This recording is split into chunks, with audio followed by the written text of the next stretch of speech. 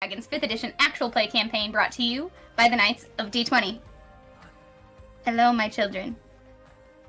As usual, before we begin summoning star horses and almirages, we have a few announcements brought to you by a friend of mine who knows exactly which plants I should use to poison my husband. Bobby, please share with the class any announcements regarding the Knights of D20. I don't feel like you needed to at me that hard, because it's actually true. But so in Mod Pod, our update for that, we're going to be coming back on the 25th. I'm going to be honest with you, due to scheduling, I don't know what episode you're going to be getting. It might be myself and Robin talking about druids. It might be myself and Kara talking about the ever-famous Rogers. I don't know yet. We'll find out.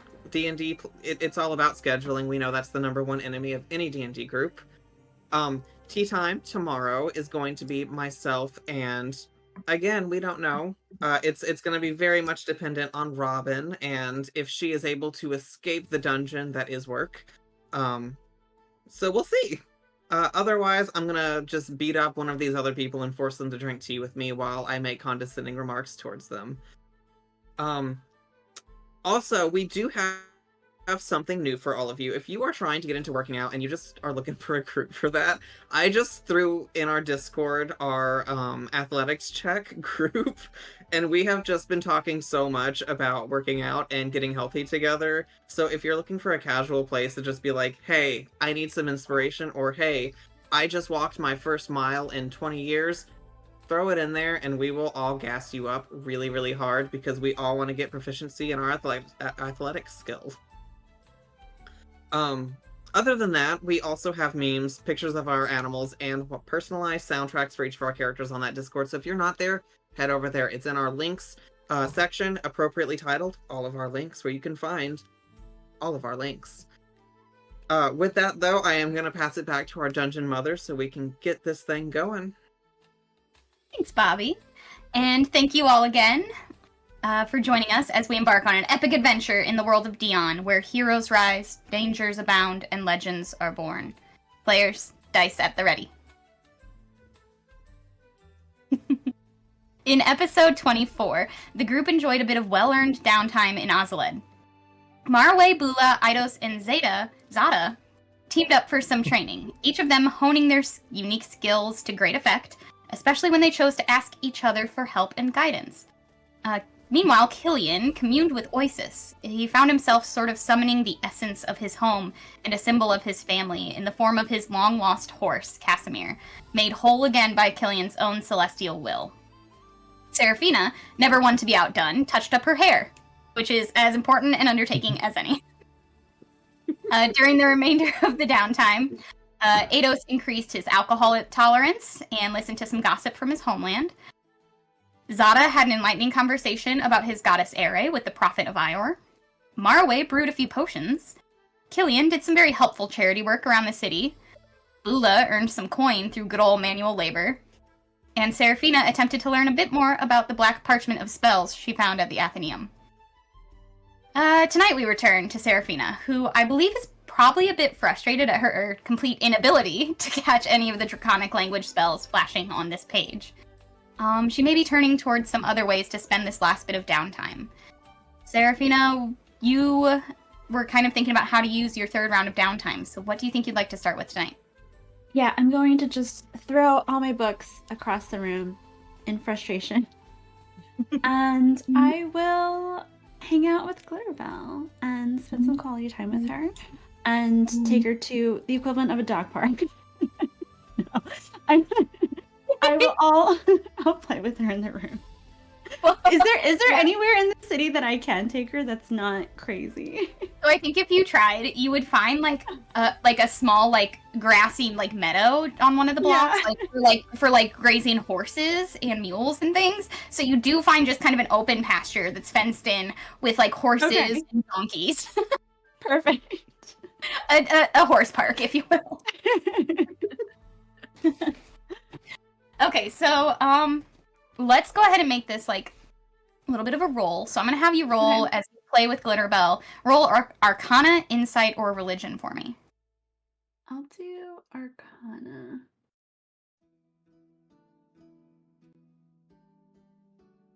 16. Very good. Okay, this was the third round for you still, so the DC was only 15.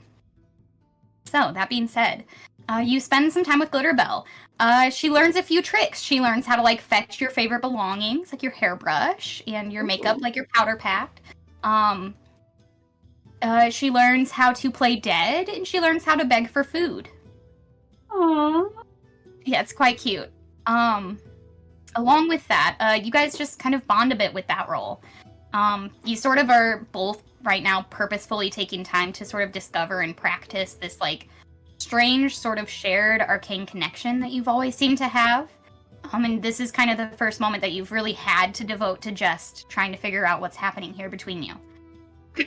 I feel like at this moment you can kind of feel as though you've been channeling this sort of magic that you're able to use through Glitterbell, and you felt it grow with her.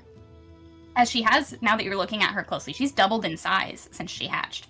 She is like the size of a medium dog at this point, as opposed to like a bigger cat. And you know, like when you look at an old photo of your dog, like you don't realize until you're really paying attention how big they've gotten. And you're both seeming to like enjoy this process. You're sort of not just teaching her tricks, but you're like practicing casting these little cantrips and things through her, and noticing like her distance from you affects your magic and that kind of stuff. Yeah, and you're both having like fun doing it at the same time. So with that roll, Glitterbell can now permanently give you the help action on Arcana and Religion checks as you two understand each other a bit better. And I think that's all I'll say about that. Oh, fascinating. Okay, and now let's wrap up round 4. This one's going to be like kind of rapid fire. The DC in this like system of downtime, the DC increases as your priorities get lower. So this is all of your last priority for this little bit of time, kind of the last bit of activity you want to try and do before it's time to leave the city. So let's start with Maraway. What would you like to work on? I believe that we're going to be trying to learn how to read Common just a little bit better so I don't have disadvantage trying to read it. Okay, fabulous. How are you going to go about this? Are you going to go back to the Athenaeum, use your library card? Are you going to work with Huthamar? What's your game plan? Yeah, I figure he would probably hang out at the Athenaeum with Huthamar's instruction, because at this point, learning nothing without that rabbit. Okay, beautiful. I'll have you go ahead and roll either investigation, perception, or performance here as you're trying to learn to read. I will allow you, since you're working with Huthamar as a teacher, to roll with advantage. The DC here is 20.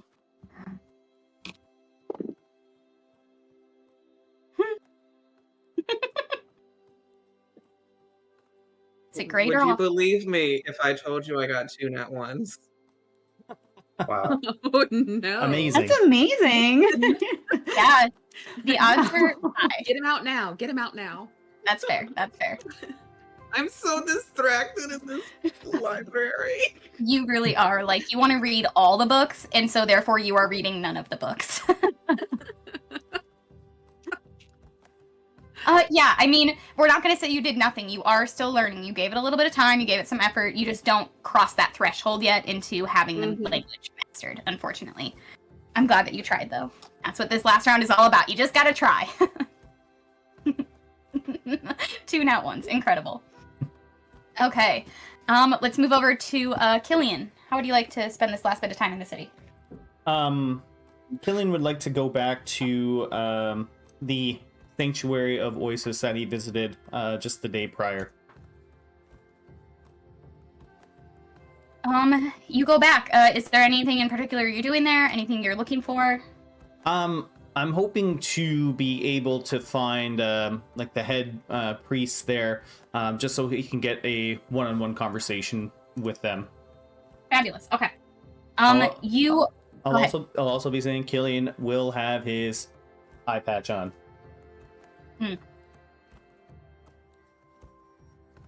Okay. You are able to find a priestess, actually.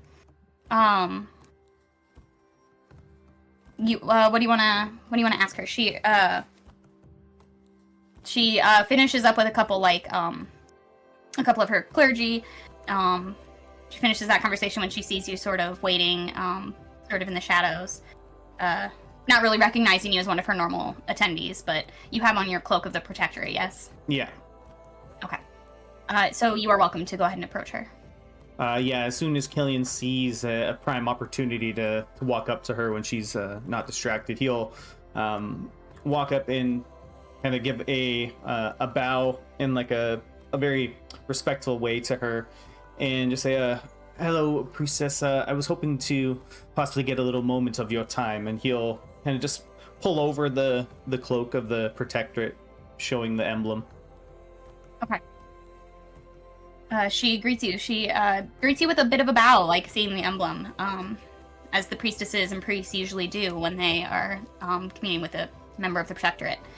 You guys are two halves of the same whole of a system in Cordia, so she greets you kindly.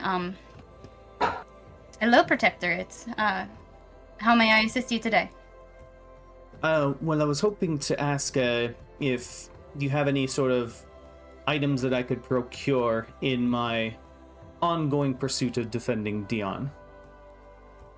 I certainly do. What is exactly your task at hand, so I may point you to something more specifically needed? Well, I've had quite a few dealings with some devils, and apparently I'll be coming up against some demons in the not too soon future, so I was hoping to procure maybe some holy water, if you have any. Certainly, let me show you to our supply room of provisions. And she sort of walks you, down a hallway and past a few, like clergy bedrooms. And they have just like it's a relatively bigger supply closet, and it appears to be like pretty full of items specifically for this kind of thing. These sanctuaries of Oasis are, especially in larger cities, they're prepared to help Protectorate members along their long, far from home journeys. So she shows you this list of supplies, and I'll go ahead and send it in the Discord chat to you. I know that you'll have trouble actually reading it because you're the one streaming us right now, but that way you'll have it for after.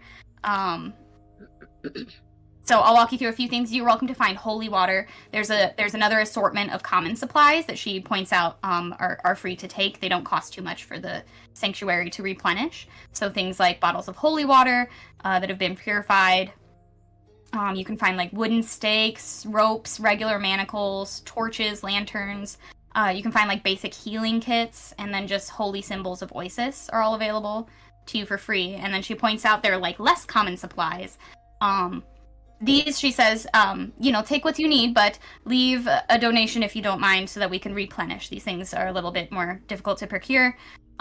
She points out, she has some blessed salt for like creating protective circles and disrupting enchantments, protective charms, potions of healing, a potion of protection from evil and good, some sun rods, some sanctified shackles, antitoxin, and like an herbal poultice for greater healing. And then Monster Hunter bestiaries. Like, there's a few tomes of bestiaries, sort of like ones you used to study. And then even more important, you see behind, like, actually in these sort of, like, iron-barred cabinets, you see silvered weapons of different varieties. There seems to be, like, a scroll of some kind in there.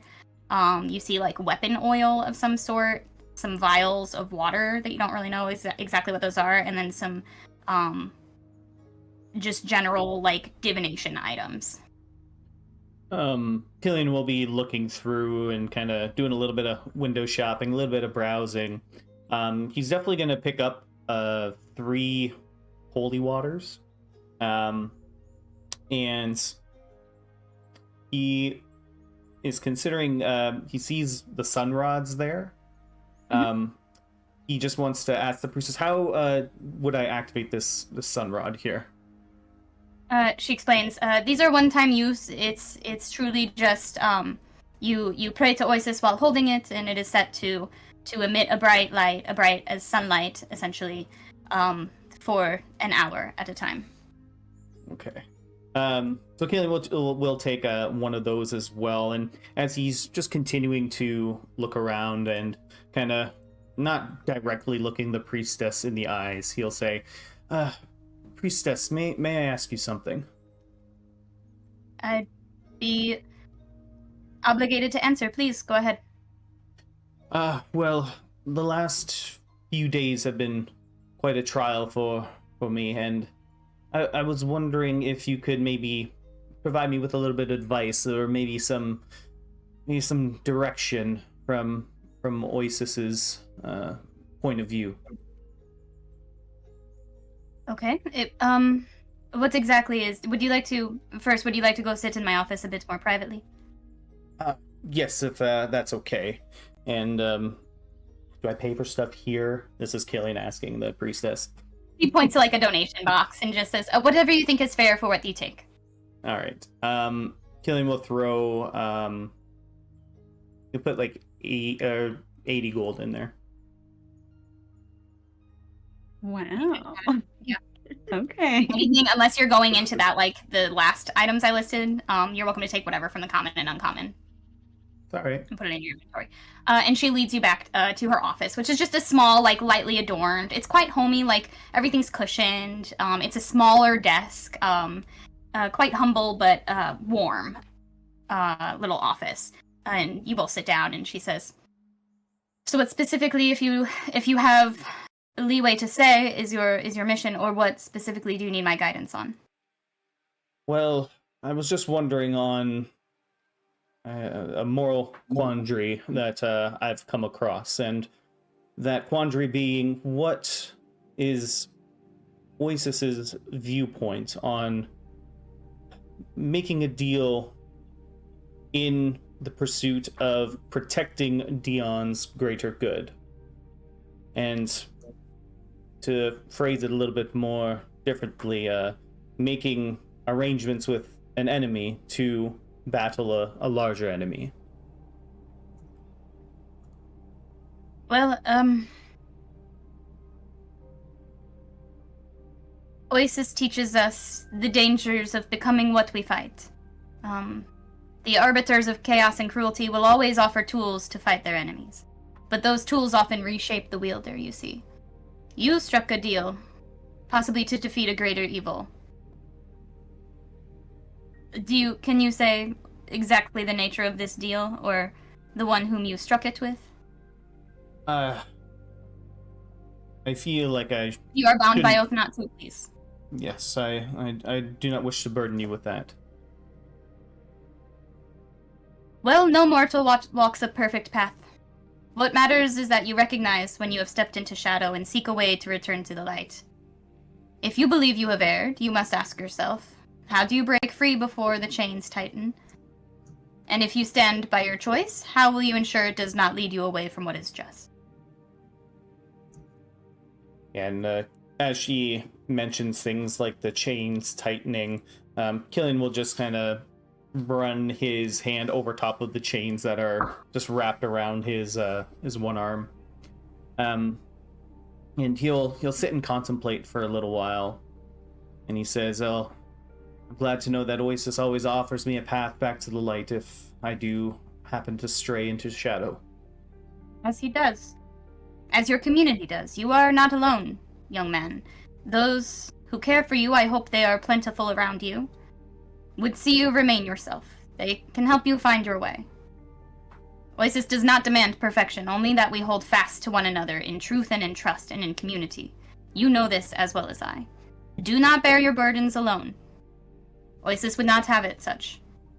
I know the life of a protectorate can be a lonely one, but we are bid by Oasis to find community in whatever place we find ourselves. And Galen will digest the words for a few moments, and he'll stand up and once again bow respectfully towards the priestess and say, I thank you very much for your time. You've given me much to reflect on, but I do not want to keep you from your duties." I do genuinely hope it brings you peace, young one. If you require more, you know where to find a sanctuary in every city. I thank you, and may Oasis bless you. And she sits back down and pulls out, a couple reams of paper to get to work while she's in her office and has a moment. Just kind of, nods you to the door, says you can see yourself out. And after that, Galen just wants to go pick up a couple of things that he ordered. Sure. But we can do someone else first if we want. No, that's okay. We'll just go ahead and get it out of the way.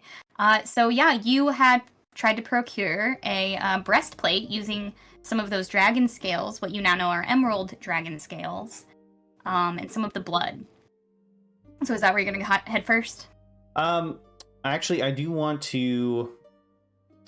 I think it's Zada that has like all of our money, and or does not have a concept of the economy, so he will He does not. go raid the piggy bank of Zada just in case. Okay. While you're doing that, Zada, where does he find you in your last round of downtime? Probably running all over the place because he's doing endurance training. So he's just like booking it at like his max speed for as long as he can. So he's going 55 feet. He's going up, 160 He's doing, like- feet? Yeah, it's just going as fast as he can for as long as he can. I like to picture you. You're on this is a big city, so there's just like long roads. So just this one long road down blocks and blocks and blocks. Then Yeah. you're just going back and forth doing like major sprints, but over Yeah. like a half mile. Yeah, just booking it. Does he have zoomies?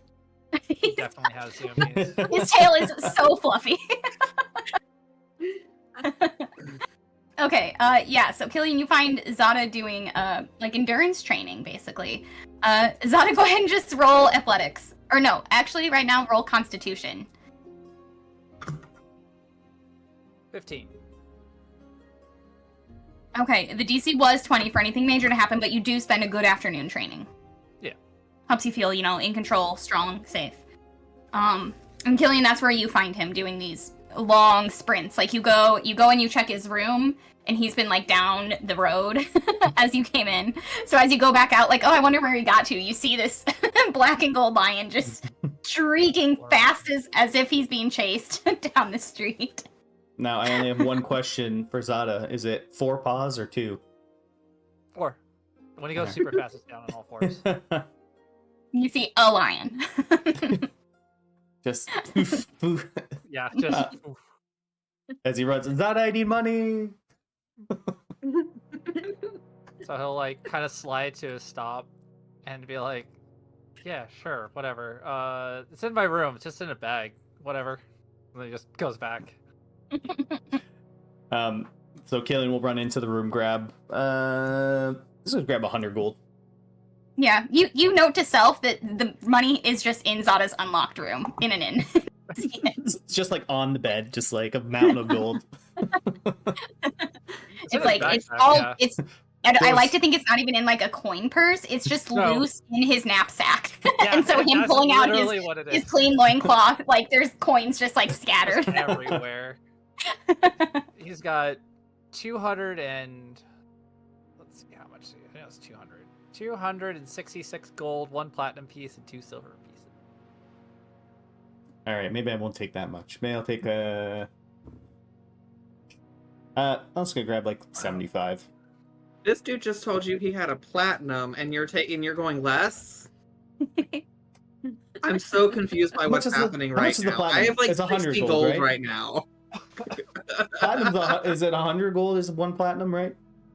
Those. I thought it was 10. 100 or 10. 10. I think it's 10. It's still a multiple of 10. It's done. Hey, got 1 platinum. That's not that much. Yeah, To give you it's some one- context, I kind of built Dion as if a copper is $1. So a platinum is a lot of money. I'm still just gonna take 75 gold.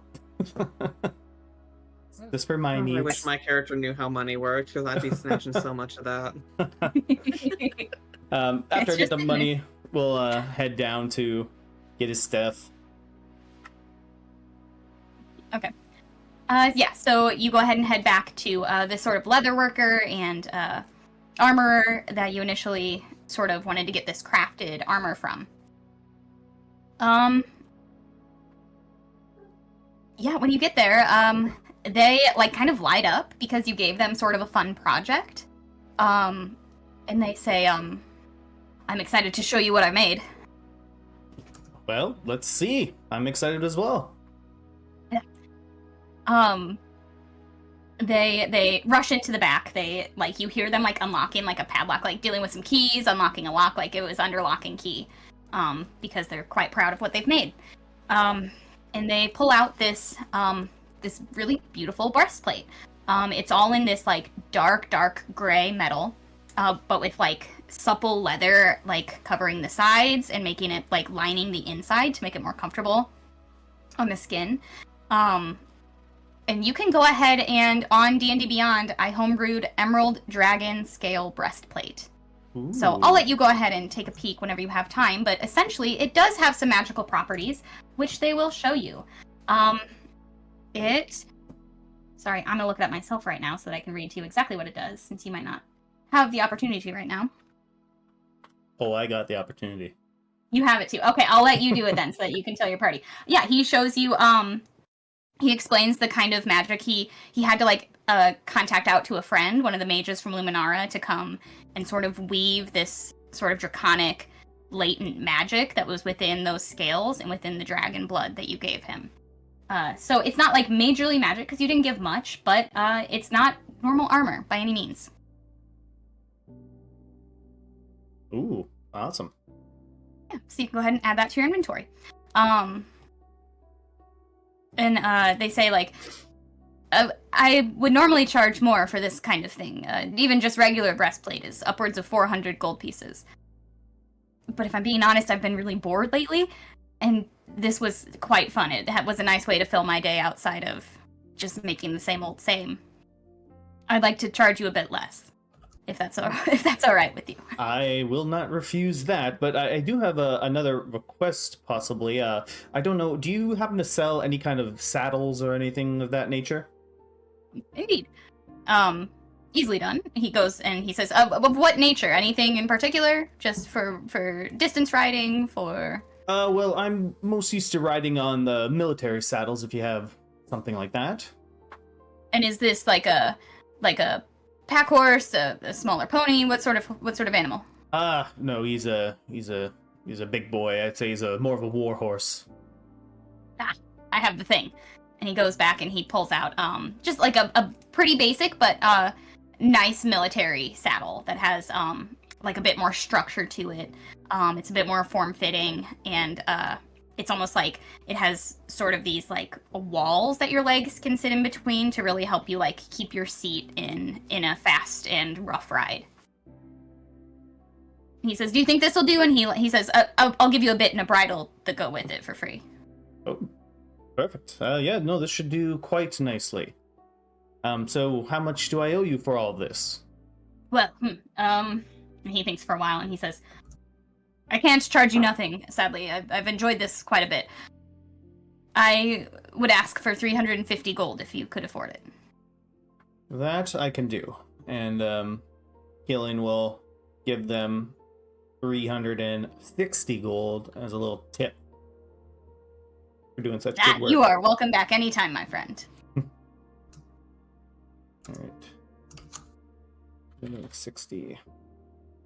Alright. Perfect. Okay. So you can add just a basic military saddle to your inventory, as well as the Emerald Dragon Scale Breastplate on your D&D Beyond. Huzzah. Huzzah. Incredible.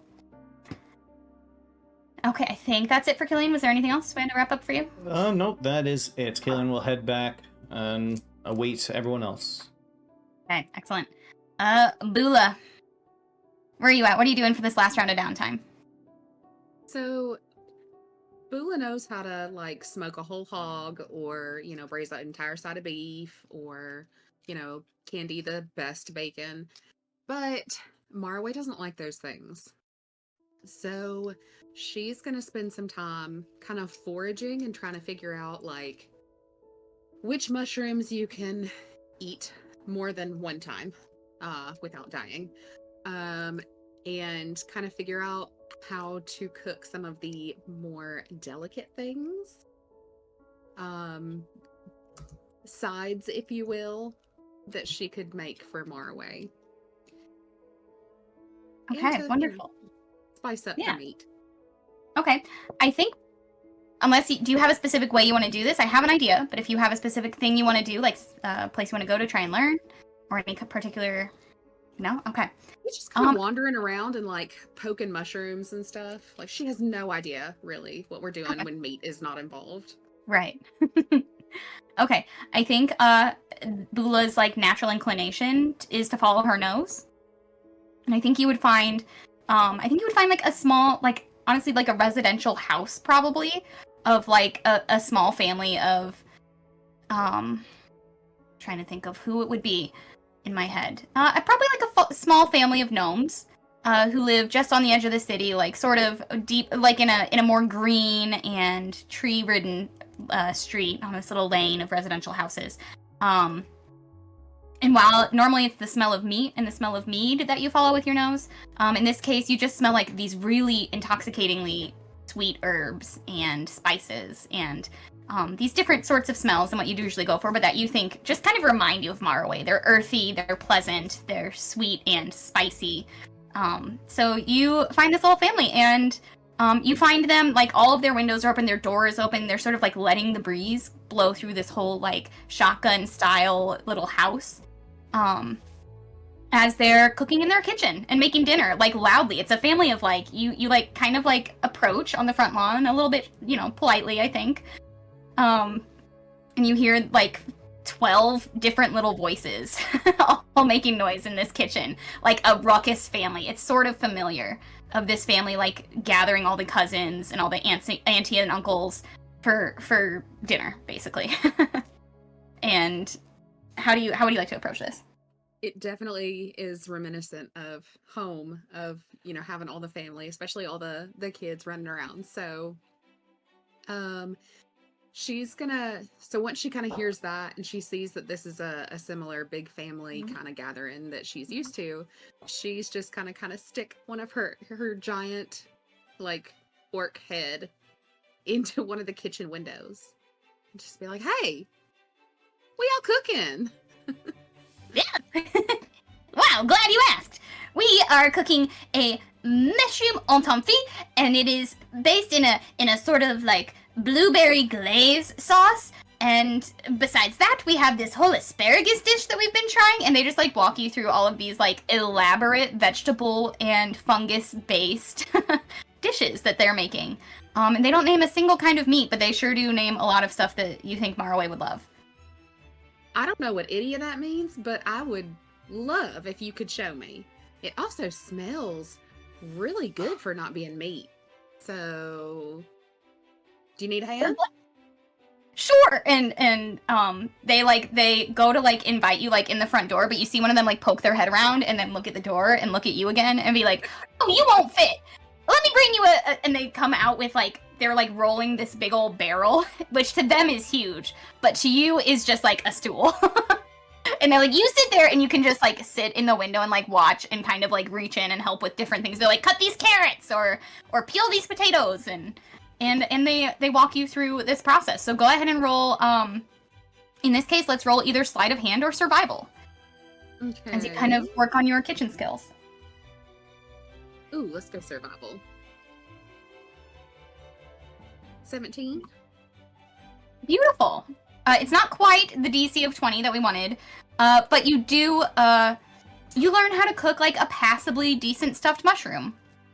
And not only that, you learn kind of what they would look like. Like you take a look at the raw version of all these kinds of foods that they're using, and they tell you, like, you ask questions. You're like, "Oh, where would you find this kind of mushroom? How do you know that this is going to be safe to eat?" They walk you through a little bit of this one kind of dish that is easily sourceable in this like wet, sort of like mild climate.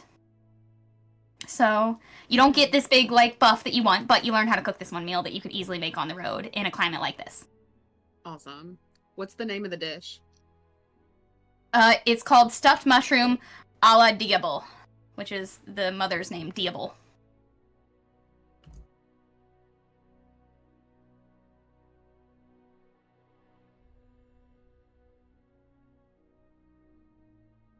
Got it. So it may be not your particular type of food, but you think you could make a passable meal for your buddy if you needed to on a pinch. Beautiful. And I'd like to think you spent an awesome afternoon with these people because they like the cut of your jib, I think. It reminds Okay. me a little bit of home and made me feel a little bit like old times. Bittersweet, I think. Yeah. Let's move to Eidos. I believe this was your round where you wanted to do some relationship building. Is that still correct? No, I think I've had enough of that. I think he's going to spend this time instead. He got the name of an apothecary that he wants to visit a couple nights ago. So he's going to do that. There'll be time for talk on the road. Okay. What are you going to do at this apothecary? Are you looking for anything in particular? Yeah, some information. You see, he has these vials of black liquid that you got from the Crimson Vault, and just wants to know what's up with those. Okay. So how are you gonna go about this? You're gonna ask them, like, point blank, like, how much would it take for me to pay you to look into this, to test this for me, or are you gonna ask for like some supplies to try and do it yourself? How do you want to go about trying to figure this out here? Oh yeah, if they have such a thing, I would like to not ask people for help. How much are liquid identification supplies? They will tell you, well, if you're looking for, like, do you have an alchemist kit already? I don't know. Let's see. I have these tools. No. Okay. So you are welcome to buy alchemist supplies at this store for 50 gold pieces. Not super cheap, but maybe useful in the long run. Or what they'll offer you this afternoon, if you roll high enough, they could give you that kit for 50 gold pieces. And for an extra 10, they'll try and teach you to give you proficiency in alchemy with that alchemist kit. I think that sounds like a good deal. Gotta be a lifelong learner, and Eidos has been kind of sitting on his laurels for a bit, so he'll take a little DIY class. Yeah. Okay, so for 60 gold pieces, which you can go ahead and take out of your inventory, and you can give yourself alchemist tools. But let's see if you can roll to become proficient in them here. This is always something you can try and do later if you fail, because this DC is going to be 20. Okay. So go ahead and roll sleight of hand or arcana. It's gonna be Arcana. All right. 12. Yeah.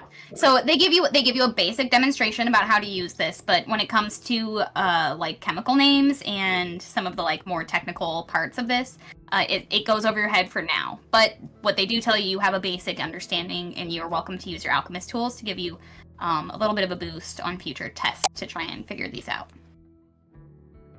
Can you break out the kit here in the shop and test this black liquid? Sure. Yeah, a lot. Okay.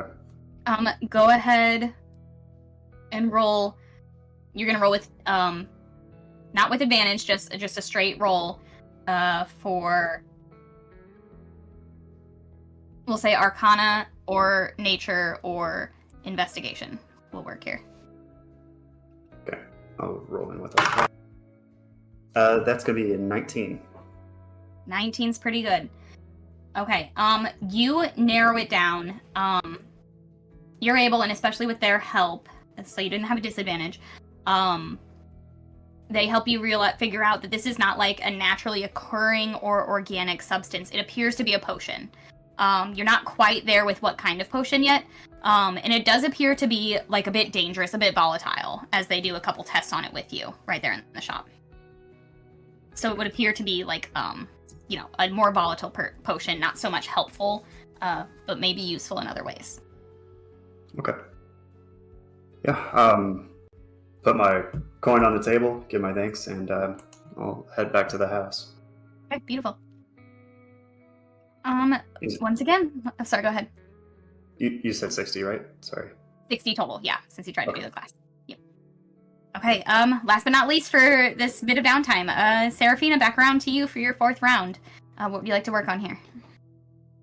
I think I'm gonna take one more crack at the black parchment that has the draconic on it. I'm gonna do the magic eye one more time. Okay, fabulous. Let me scroll back up and find what I had you roll for the first time. No, the DC has gone up, but you never know. Bobby rolled 2 1s right away, so anything's possible. Maybe I'll be just as lucky. Okay, go ahead and roll Arcana. if I snuggle Glitterbell real close, can I get... That would give you advantage on Arcana. Yeah, she's allowed to help you with this. Okay. Yep. Because of your last roll. I'm gonna smush her real close while we're looking at the magic eye together. She has no idea what's happening, but she's trying. Oh, yikes. I got a 13 and a 9. I was at 13. Yeah, unfortunately with that DC of 20, you're no closer. With the 13, yeah, I mean, you're working on your Draconic, so I'll consider this, like, learning Draconic in and of itself will be helpful down the line. But Okay. you're not quite there with the spells yet. Okay, awesome. Okay, beautiful. Okay, and that concludes, like, this bit of downtime. We're gonna keep, like, refining this downtime system, but there we go. And I think while we're with Seraphina, where do you think you would have been while you were working on this with Glitterbell? I was thinking probably just in my room, where there's some privacy. Okay. Eventually, once you're like totally frustrated, you and Glitterbell have both gone cross-eyed, still cheek to cheek. You hear this like knocking on your door. Do you answer it? I will answer the door. Who is it?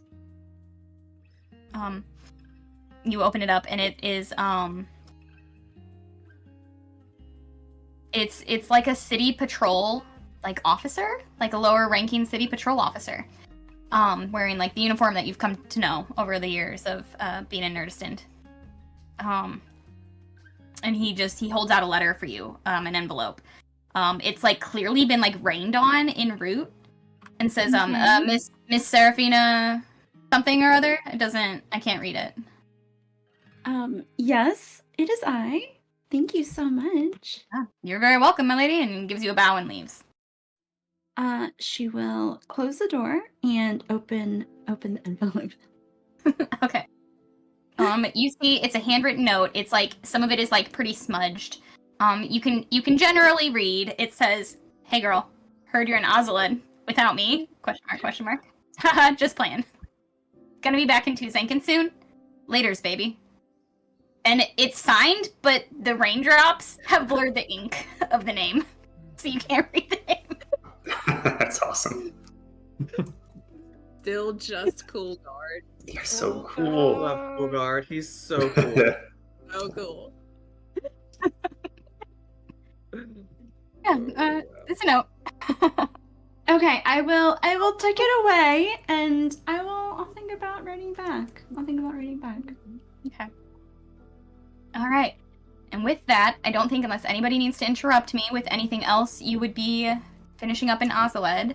The third day comes and goes of downtime, and you know that bright and early the following morning at sunrise, you are due to leave on your trek north to Nurdistand.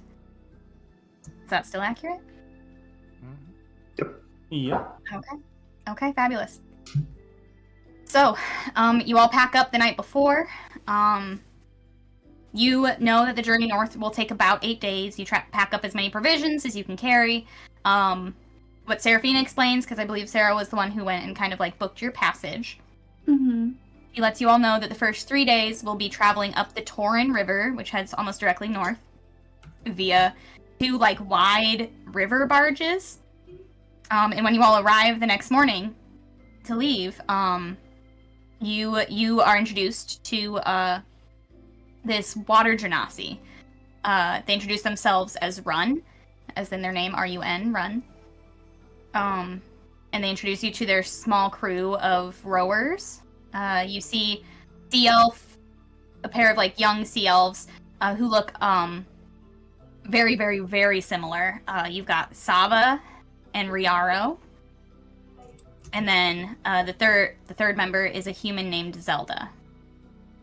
And they all introduce themselves as sort of your escorts, your crew. Run introduces themselves in particular as sort of like the leader of this little group.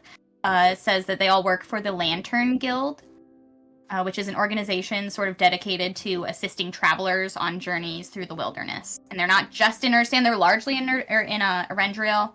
but they're like worldwide kind of. They're pretty well known as rangers and escorts and people who make sure roads and paths are traveled safely, and they get paid well for doing it. Escorting the company, there's also 4 Triune Sentinels who are like, you see them like loading their like backpacks onto one of the barges. Run points them out and says, "There's Captain Gur." It's like this big bugbear woman. And then points to the other 4 Sentinels. They're sort of like, Seraphina would know them as sort of like the land forces of the Triumvirate of Erendriel. So they're like the guard that would patrol the waterways, patrol the roads, make sure that travel is safe along like well-traveled trade routes. So they're assigned apparently to this like particular route, just going back and forth patrolling.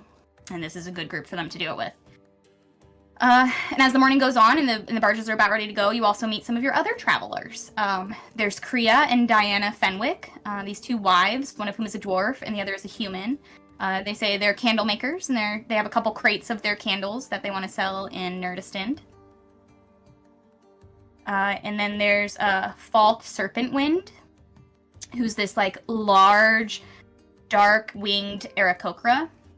And they just say like they're a messenger, and they're gonna stop off along the way to send a message that is important. And then there's Jade. They don't like to tell you their last name. And they're a drow. And just looking at them, they've got like mining gear, like they've got like a clear pickaxe, and like a pretty sturdy build. And soon enough, your journey begins.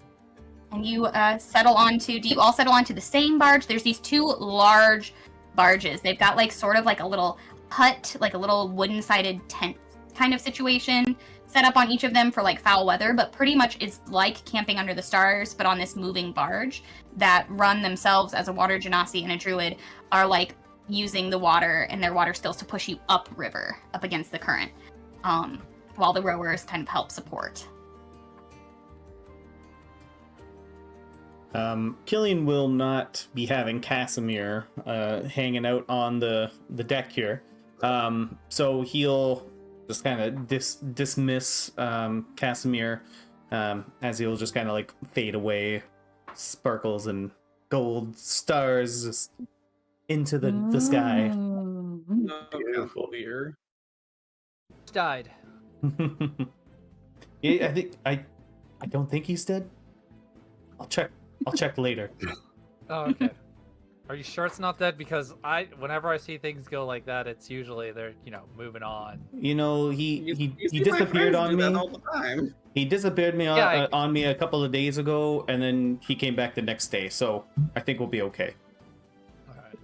Yeah, I just assumed that all your friends just like, I don't know, go back to the afterlife or something more away when they do that. No, they're still alive, Goofy. Oh, okay.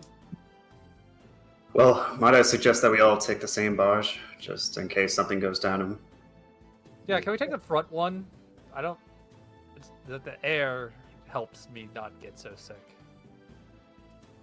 Yes, that's fair enough. Let's see if we can get in the front. Easily enough done, because there's quite a few of you. Just for space sake, all the other travelers then decide to move their stuff to the back one. So, all the other like paid travelers, people like you. The guardsmen are separated 2 and 2. So on your barge you have the sentinel, the captain Gur, the bugbear, and Karnanvel, who's this like tiefling guard, are on your barge with you. And then on the back barge we've got Henry Bartlebaugh and Anastas Keenseeker. And so other than those 2, it's just you guys up on the front barge, along with the twin rowers, Saba and Riaro, the 2 sea elves.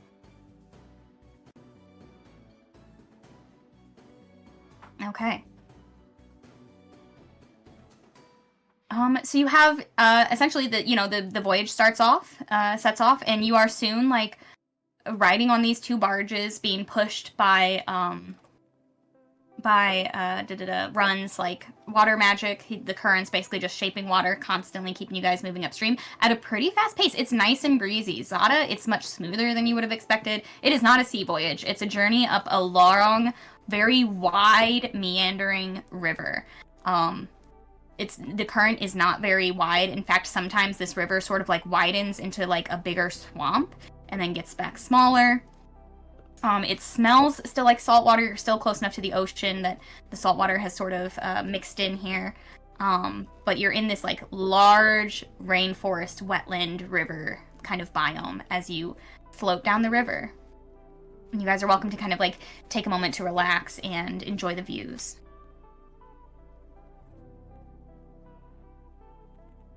Yeah, why can't old water voyages be like this? This is a lot better than the ocean. This almost like land, but it just kind of moves. So you're not feeling any kind of sickness or anything like that, Zada? No, this is actually pretty nice. I was expecting to be a lot worse, but it's actually quite pleasant. But what if I do this and then I start like doing like a little shaking motion, even though the barge is probably significantly too big for me to even affect it? He's still You're gonna be like, doing this on a very sturdy, wide, flat barge. Yep, it's perfectly fine. Crazy. What does the landscape look like as we're just kind of floating by? I would imagine at like a decent pace with they're magically pushing us. Yeah. You see this like towering jungle canopy. There's like this dense emerald green treetops that form like a nearly unbroken sort of ceiling, so it's nice and shady. These vines sort of dangle down toward the water, and occasional like gaps in the foliage above reveal these like beams of golden sunlight cutting through the mist. It is like it's much more mild climate than Tuzenkin. Every now and then you pass like I said, like sometimes the river widens into this like really still water sort of swampy area.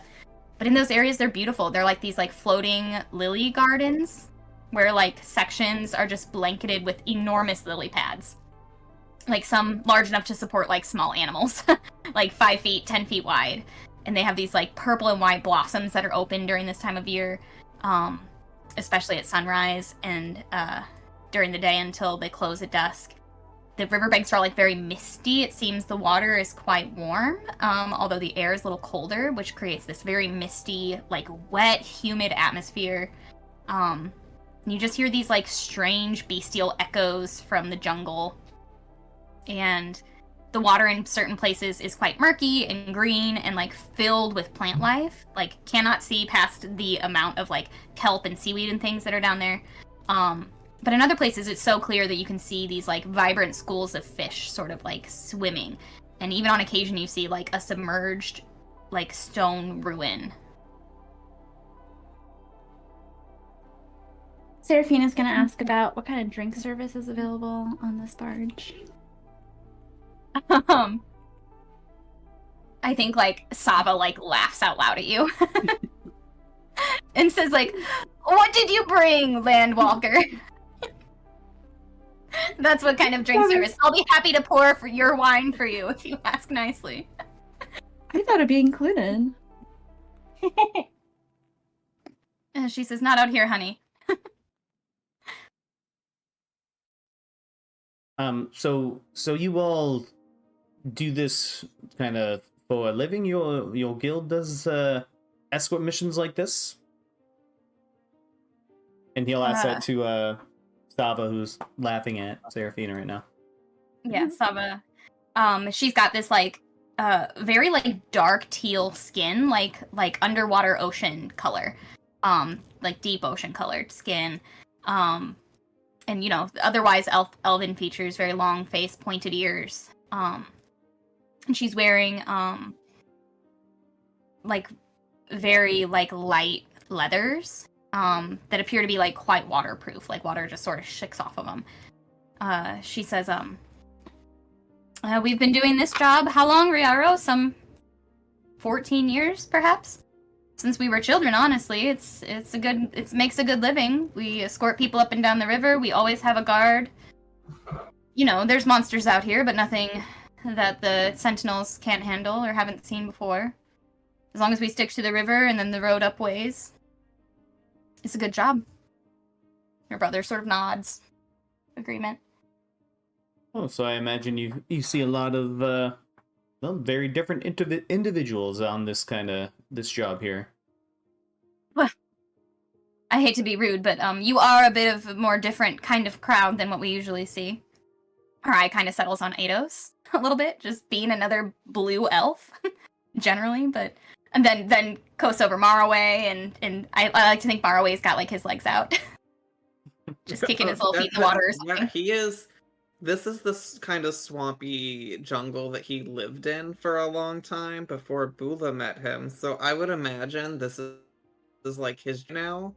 He's probably, like, getting the super thick swamp water, like, reaching down, getting out of his hand, and, like, blowing bubbles. Yeah. Her eyes land on you doing that. The goat feet that are dipping down in the water. Zada, obviously. Bula, obviously. And kind of floats back around to Killian and says, I mean, yeah, we meet a lot of interesting folk, but we ourselves are interesting folk who tend to grab notice anyway, so...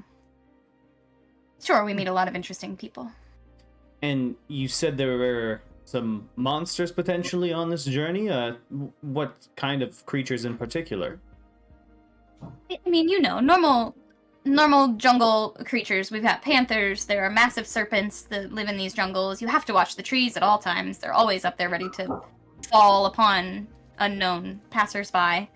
Otherwise, I mean, we don't see so many of the arcane or the more unusual beasts. Just the sort of animals you don't like to cross paths with regardless. Everything else stays. This is pretty well traveled. You'll find we'll pass many other travelers along the way. And Killian will just be like nodding and just looking up along like the the canopy of the jungle. Yeah, Killian, I don't think we're gonna run into any demons or dragons like we've had before. It should be fine. Or krakens. That was good. She like looks up with Killian and her eyes, like, she, you know, she's well traveled. She like points out for you like a little family of sloths that are just snoozing, hanging off some low branches. And down a bit of a ways, looking up again, she shows you like a massive tree serpent, all like green and brown, just like coiled, linked over one branch, just unblinking eyes, just watching you go by. Yeah, the wildlife is pretty typical for this area that she points out. Maraway, roll a d20 for me.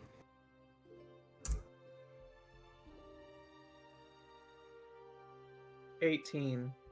18, beautiful.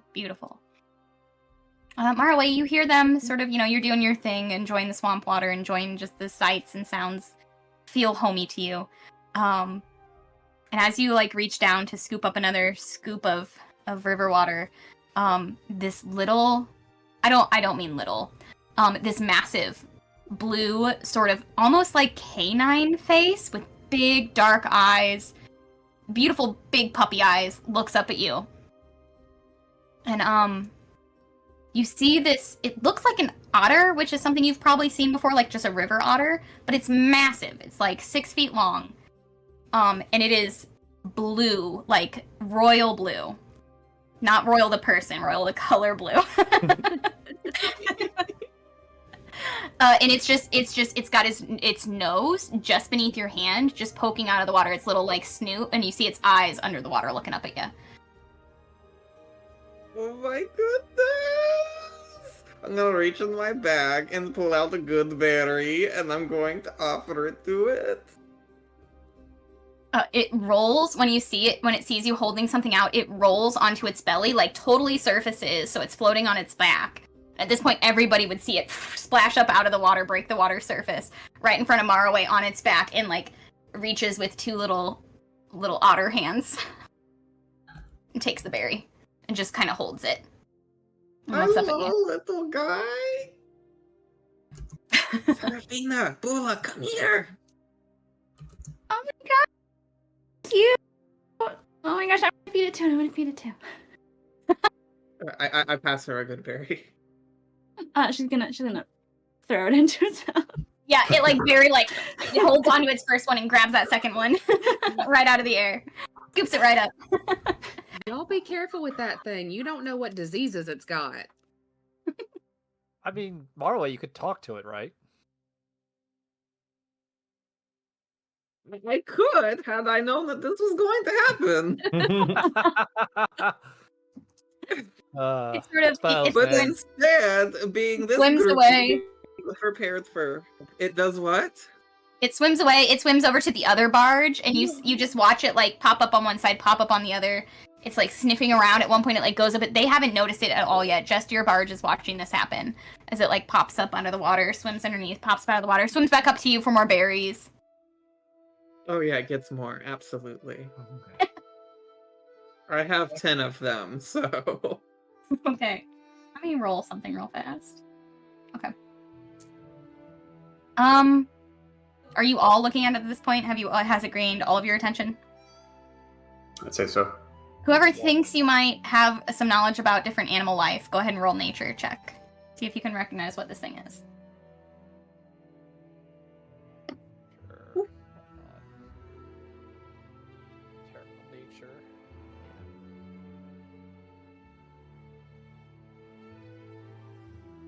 It's a sea puppy. Okay, whoever rolled, go ahead and let them out. Don't keep Got us waiting. 7. 25. I did all my math and then I sat here with a smirk for too long and then I forgot what my number was. I had to recount. So what was it? 25. 25. Oh, Anybody beat a wow. 25? No. Did anybody else beat a 20? Okay, dang, Maraway. This is like a water creature and you're like a little bit swampy. You would recognize this as a water. Otter with a W. They are these like giant river otters essentially, but they have this ability to locate precious gems within like 60 feet of them on land and within 120 feet of them on water. Oh, so he's after my lucky charms. They're always after your lucky charms. Always. Oh, shit. Dimensional Just space, kidding. though. I speak with animal prepared. I totally lied. You have me prepared! I was not prepared for that. I was not prepared. Go for it. Do you want to use it? Let's see what this otter sounds like. Absolutely, I'm gonna use it. An NPC that you weren't prepared to speak as, you better believe we're coming for it. And yeah, this is wearing my blue lipstick. I am the water. Be the water. Okay, what do you say to it? As you cast Speak with Animals. Hello, what's your name? You may call this one Motorway. Hello, you may call this one... I have no name. That's a very interesting thing to call you, but okay. You may call me what you wish, I suppose. You smell good. You smell His name really is good. what you wish, I suppose. Yes, my name is what? Think I smell good? I think you smell very good. Can you give me a different kind of whatever this is? And holds up that first berry you gave it. Maybe a better one? Something more crunchy? You smell like the crunchy berries. I am going to reach into my little gem jar. And I will give it one of... There's a lot of uncut gems that you can Okay, get it. okay. I have a handful of small gems that are valued at roughly 325 or 300 and oh shit, 3,250 gold. I'm sorry, I was having trouble reading again. So I'm going. I really do. Look. Me and Kara have been doing way too much math on how many gems I've given. That's why I just said handful and we didn't count. But I guess now we need to. Huh? Yeah, we'll give like a solid of these gems for this little dude to munch on, because I don't know him that well yet. You And said they're how many important. did you say you give it? Just one or a couple? 10 gold. So I don't know. That's up to you. I don't know how they were assimilated. Okay, there's like that's probably like one of the nicer looking handful of small gems. So you give it just the one, and it balances on its nose, and it's just like so happy. It just closes its eyes in peace with this little gem on its nose, and just is wiggling along, swimming alongside the barge.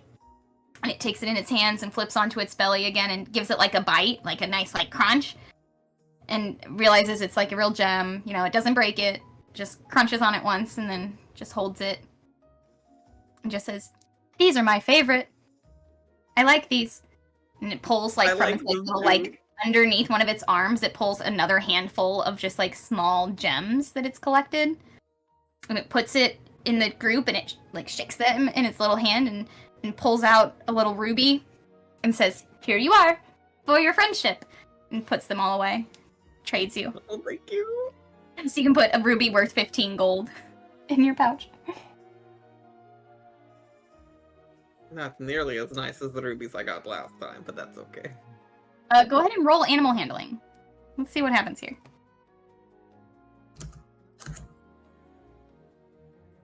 Okay. 24. 24. Okay. Look, I've got these +7s. You ain't getting me Yeah. on this one. Yep, I knew it. That's why I gave it to you. She likes you. She just likes you. She likes you. She keeps like looking back at the second barge and saying like, "That one smells like the good crunchy berries too. Ugh. Do you want me to go get some? We could share." Well, you have to understand that stealing isn't the nicest thing to do. What is stealing? It's when you take something before it was given. Imagine, if you will, if I came into the water and I took all of the little crunchies that you have. That would hurt your feelings, wouldn't it? Feelings? It would make Water you- feelings! Water feelings! And does a little flip in the water. Oh, really? What are feelings? Well, and then I reach out and just take one of the gems. Tries to bite you. Tries to bite your toes. You see? That right there. That is feelings. And That then I is give it back. feelings. I don't like feelings. Thank you. don't like feelings. That is one feeling. It is anger. And that's what happens when you take things from people before they're willing to give it to you. What is one? It is a person. When I say like when one gives you something, one person. When a person like myself. Oh. I have learned much. I still want to steal their shinies, as you say. But I guess I will not, because I do not want to hurt their feelings. Feelings are bad. I don't like feelings. Well, they can be good. And then I'm gonna pass them another like 5 gold gem. Thank you. See, that is good feeling. Feelings can be good or bad. Mm-hmm. I will think on this. Delves down into the water. What a cutie patootie.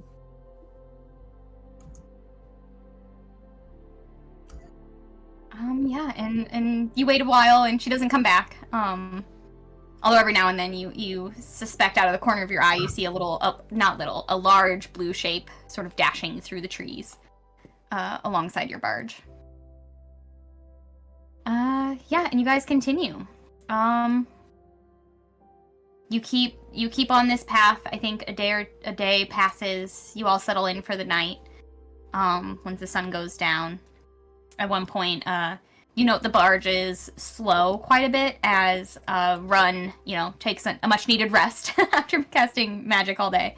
And the rowers actually take over. They keep the barges moving, or at some points they just keep them steady so that you don't lose ground in the current.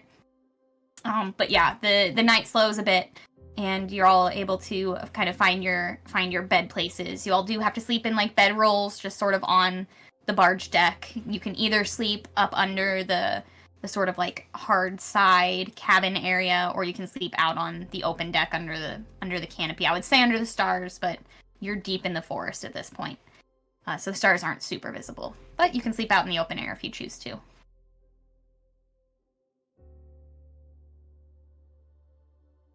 Yeah, I think Killian will be out in the open air with a bedroll. Okay, where does everybody else settle in? Yeah, I'd be probably outside under whatever stars are existing. Eidos is Eidos is what? definitely undercover of the boat. As is Seraphina, I imagine she hangs up like cloth, like as curtains to make a little room for herself. You can like hang it on like a corner. Yeah. Don't come in here. She like shuts it. And snuggles with Glitterbell.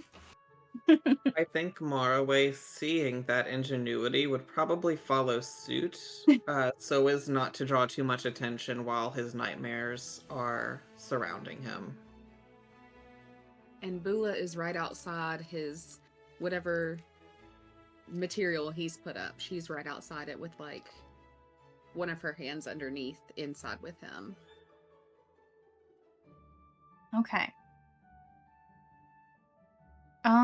Yeah, those of you in the cabin area, you settle in, you fall asleep relatively quickly. It's a bit soothing. Like you hear the water lapping on the side of the barge, like the buoys that are beneath it.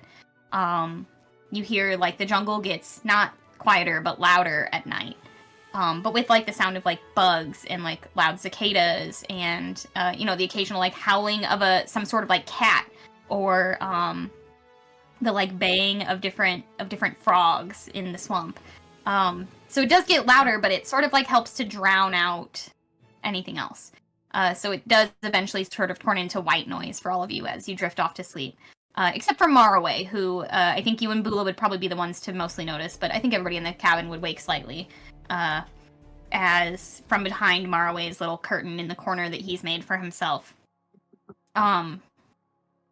you just hear the wood planks of the barge just like clacking against each other as if like someone was like jumping in there. And I think probably Bula would be the only one to really recognize that he's just dreaming. And I think Bula, you would probably just let the others know like he's fine, just let him sleep. Yeah, if she's so used to the noises that he makes and things that if something else woke her and she noticed that they were watching, she would, just, I got him. Don't worry about it. Okay. And otherwise, the night passes, as does the next day, fairly easily. Day two of traveling is much like day one. Maraway, you're tired. I think you're probably exhausted. But you do see this water, aptly named What, just occasionally swimming up to say hi, handing you a little like shiny river stone, asking for one of the smushy berries because that was tasty, and then swimming away. And you catch glimpses of her just in the wake of the second barge, just sort of staying in all of your vicinity. But day two passes. Night two passes much the same. Unless anybody has anything specific they want to do during this part of the journey, we'll get to day 3 and night 3.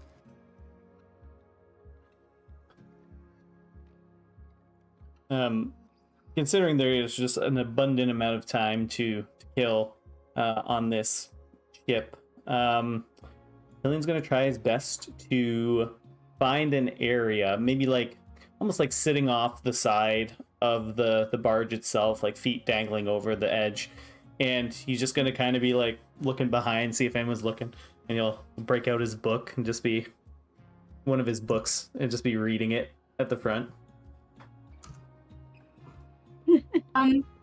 Okay, Killian, roll a sleight of hand as you try and just like keep the title of what you're reading hidden as people just like wander by out of boredom, stop and talk to you. Gotta beat a passive perception of 17. Exactly. We're trying to beat every else's passive perception. 18. 18. Does anybody have a passive perception over 18? Nope.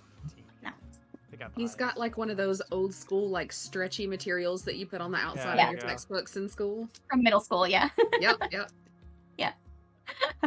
Okay. It's got, like, You are, daisies on Killian it. is able to read his filthy novel without anybody seeing or noticing. Yes. You just claim you're reading, about Oasis. It's a monster bestiary of some kind. Yeah. Everybody buys it. Entirety of this. Exactly. Oh, sorry. No, go ahead. I think through the entirety of this journey, I think what Morrowind will probably be working on is taking that chess piece that Killian had given him, and I'm going to use my jeweler's tools to reshape it into a different piece. Okay. So I can still wear it. Are you proficient with your jeweler's tools? I am. Okay, go ahead and roll.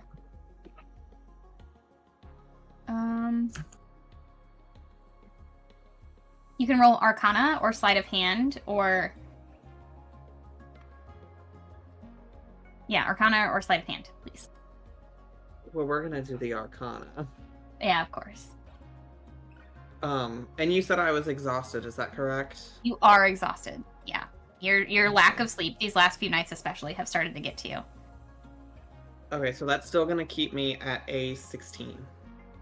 16. Okay. Yeah, you are able to do, with that roll, you are able to do what you're aiming for. You have enough time, you have enough resources at this point.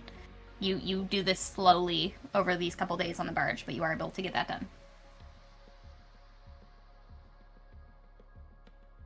Okay, anything else? Go ahead, Zada. Yeah. I was just gonna see if I can go to Eidos and Serafina, see if I can grab those little armbands that they have, because I'm gonna add a little dragon scale to each one for them, because they did take down an emerald dragon.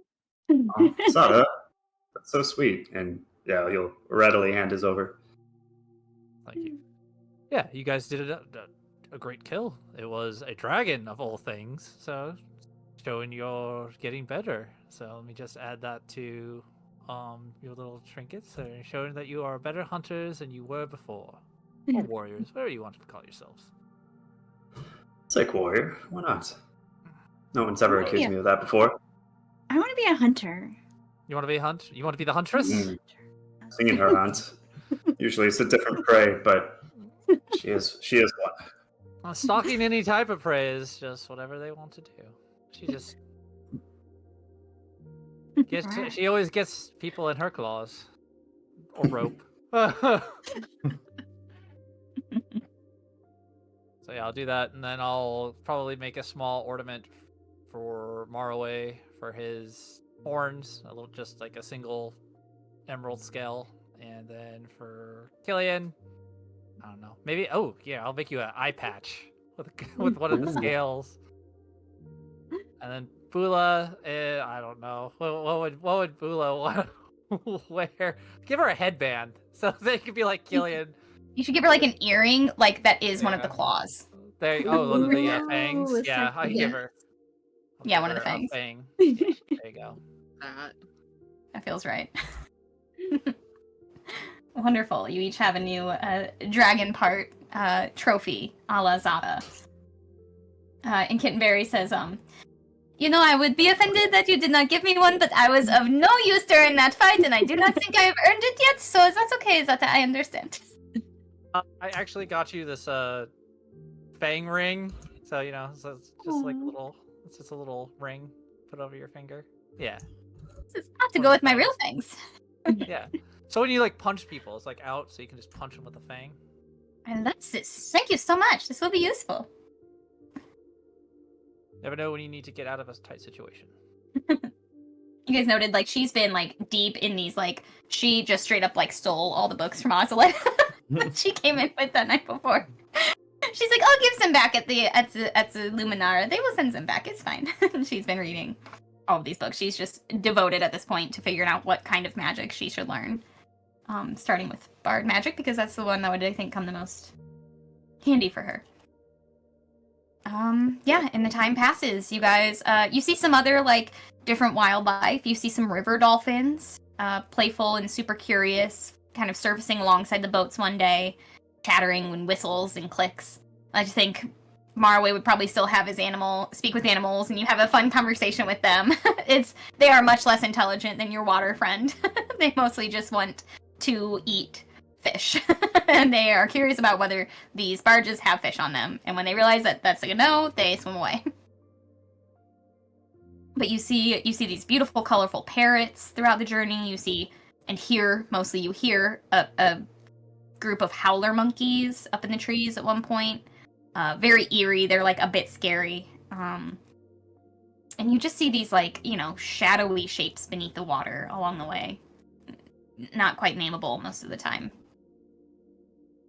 But otherwise, this part of the journey passes in 3 days come and go, 3 nights come and go. You find yourself waking up the next day, looking upriver as a run from the back barge is announcing, the stop for land is ahead. Everybody wake up and gather your things if you're getting off here.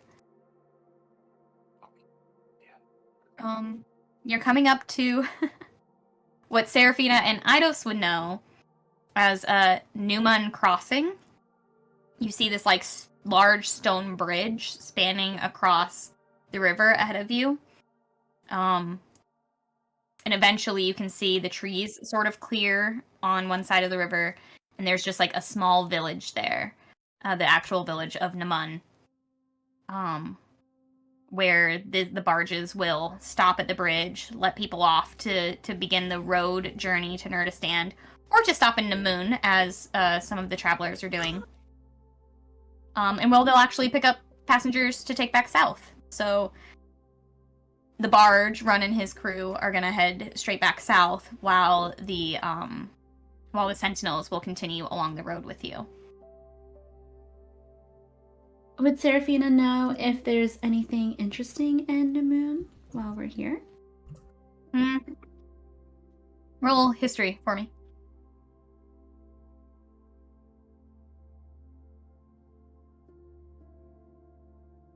Ooh, 19.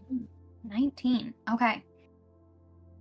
You really know Namun has a single inn, restaurant, tavern, one building. It's a small village. There's some, like, 600 people, give or take.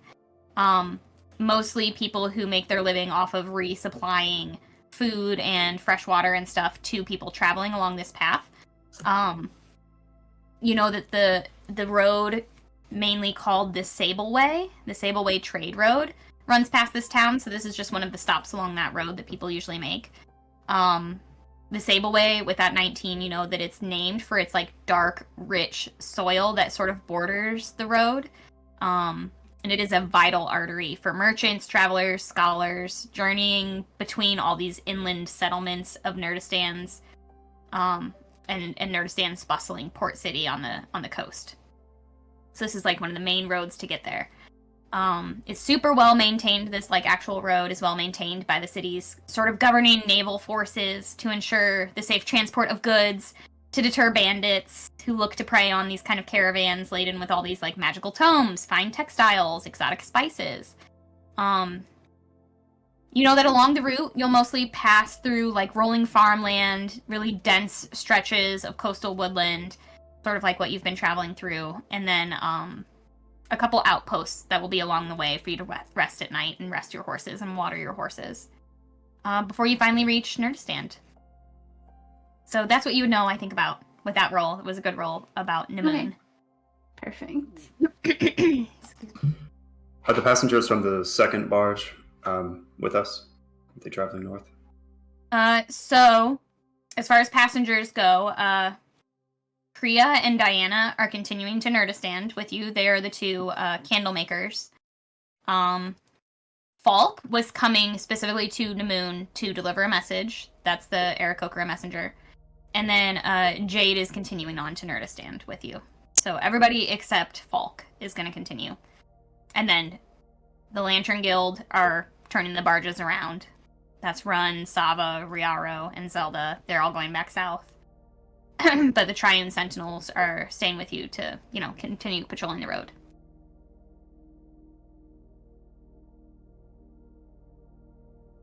So Rune and his crew, or their crew, help unload everybody's belongings onto just waiting carts. This is like a relatively normal stop that is made a couple times a month by this crew. So Namoon already had a set of carts, some food, some fresh supplies ready to go for your crew. So you have a couple of draft horses and a cart that's just reserved for your guys' party. Alongside a second cart for Kriya and Diana and Jade's belongings. And then there's a couple fresh riding horses for the Sentinels. You are welcome. They want to just continue the journey. You got here in the morning, so they're hoping to just hit the road immediately after unloading the barges. You're welcome to try and ask for a day of stay if you wanted to extend your journey, stay at Namoon for a night. It's up to you. We can help them unload, just get there faster. I'm sure Seraphina is super happy to go back to school and talk to her parents, so she wants to get there as soon as possible. I just want to clarify that those are two separate events. Going to school and seeing my parents. One's not. Yeah. Do they like own the school or something? My father works at the school. Oh, okay. Yeah. So there's a chance you'll see your dad. There's a possibility. Oh, okay. Well, do we need to wait here at all, or? I don't see the reason to. Unless you want to stay at an inn. I think we can continue on. We need to wait long enough to get some lunch. And that might and be maybe a a little snack too for long. the road. You might be able to grab something in there. Ready in... Well, it's morning time, so it might not be lunch. Would there be a merchant that could possibly sell tents? Yeah, definitely. This town is built off of people traveling. So you could just walk in, you could ask the barges or the wagons to wait a second while you go in and buy a couple more supplies in town. You could certainly find a merchant who's selling things like tents, backpacks, camping supplies. I would like to pay extra to get like a real thick tent, because sometimes that light, it'd be shining through the fabric and... Okay. You can get a really, really high quality, like their best tent that they have, for 2 gold pieces and 5 silver. It's big enough for 2 people. You don't have to share it by any means. It's small enough that you can still set it up by yourself. And it is like a thick canvas material. Like, it's very waterproof. It has a really waterproof bottom, like multiple layers that you can put down low. It's basically made to keep you really dry in the wet season here. But it'll do what you want it to do, I think. Absolutely sold. And it's yours. Go ahead and put that in your inventory. Eidos is going to buy one too. Doesn't want to be cut with that one. I need one. Yeah. Is there going to be a situation where we need a tent? Is the cart like a covered cart? Is it like a covered wagon? Sort of. So they have like 2-foot tall sides to keep things actually on the wagon. And then it's not so much like, it doesn't have like a framed cover. It has like really thick, nice, like waterproof canvas that like you can drape and like tack down. But it doesn't have like a frame to give it like a roof, if that makes sense. Like, it just has a canvas to cover your things and hold them on tightly.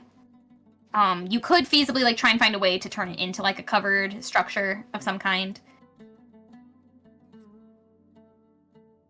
Well, you might need to protect yourself from the elements at some point, Seraphina. We're on the road for another couple of days. Who knows if it'll rain or not? Just Am I correct in remembering it's an 8-day by land, or was the 8 days part of... Okay. It is 8 days by land, and now you are using draft horses and carts as opposed to, constant movement on the river. So that includes like sleeping in like either campsites or in different sort of like stopping points at night. There are a few smaller villages like this one that you're in that will have places for you to sleep inside, but there will be like 2, maybe 3 nights where you're just going to be camping. So there's not a lot of camping, but some. Killian will hop in, get a tent himself. Maybe not the deluxe version that Marway got, but For a regular, it's just going to be 2 gold for just a normal old 1-person tent. All right. It's the deluxe that costs the extra 5 silver. Yeah, Seraphina's gonna ask if there is a glamping version of this tent, or is this really all that you have available?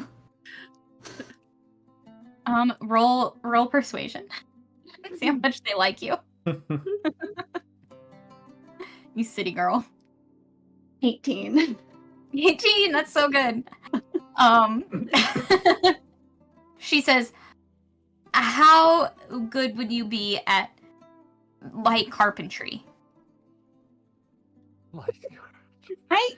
I'm sure someone in the group would be very proficient at light carpentry. What I have, and she like brings you around like the back of her own, like she's like working the shop out of her house. Her and her husband are just like, they're just cranking out tents constantly like weaving canvas fabric for these tents and making the poles, like making everything. But she takes you around the back of her house where there's like what is, I think, essentially like a yurt, a small like 1-person yurt, like a conical setup. And she says, well, these are relatively portable, and I just finished making us a second one for guests, but I could sell it to you if you think you have the means to transport and set it up every night. I think that's gonna be a necessity, yes. Well, if you consider it a necessity, unfortunately, I like I said, I've been planning this for my own home, so it's not gonna come cheap. So I can give it to you. I can give you the one I just made for like 8 gold. I'd take. Can you do a little bit better than that? Roll persuasion. We're buying a lot of tents. That was such a steal. She says, I sell a lot of tents, honey. Roll I persuasion. have a 19. Damn! Incredible. She says, you know what? You do look like you honestly need it. I do. I worry about you out there. You look like you sunburn easy. Okay, fine. I'll give it to you for 5. Okay. Seraphina pays the 5 gold. Okay. And then you yells out, Killian, how's your carpentry? Never did a day in my life. I have a great opportunity for you. What did you So sign you me up have- for? You can add to your inventory the parts of a cedar yurt. What is it? I don't have any tools, Seraphina. Do you need tools for this?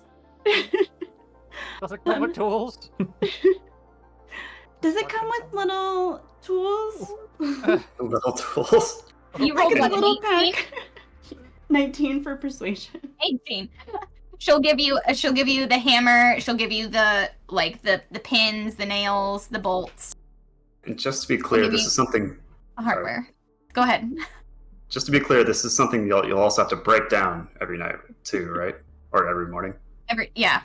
You'll have to build it at night and set it up in the morning. Okay. But it will guarantee you, if you are successful in setting it up correctly, it will guarantee you, even in the wild, a full night of rest. Okay, question. To break the game just a little bit. God. If we don't tear it down the first night and instead we actually break it, we can use mending to put it back together. Sure. You could. Because we have enough people with mending that we could make this.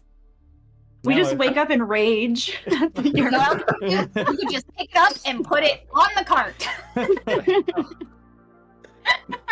Now a tornado's gonna come through and take it away.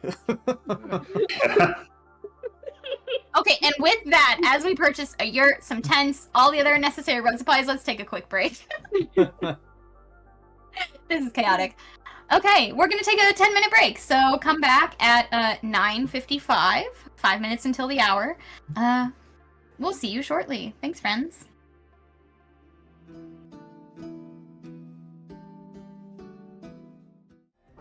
Thank you for waiting, fans and friends, for us to have a snack. Okay, our Still journey having a snack. continues. Yeah. We will continue snacking. The journey continues at Namoon Crossing, which is a bridge outside the small village of Namoon, where the Lantern Guild is picking up passengers to take back south to Ozaled, while our party and the other travelers are going to continue 5 days west over land following Disabled Tradeway. They stopped in Namoon to procure some tents, in one case a nice yurt, and I believe unless anybody else has any provisions they need to buy here, you did buy passage with this like traveling caravan. So as far as like food and water is concerned, that is provided. So you don't feel like you need to buy that kind of provisions. Otherwise, is there anything else anybody needs to do in Namoon before you move on? Bula buys extra food. That makes sense.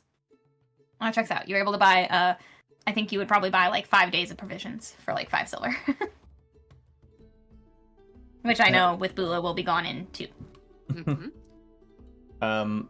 Killian will once again summon out Casimir and get him all ready to go for the trip. Make sure his saddle's on nice and tight, and yeah, he's ready to go.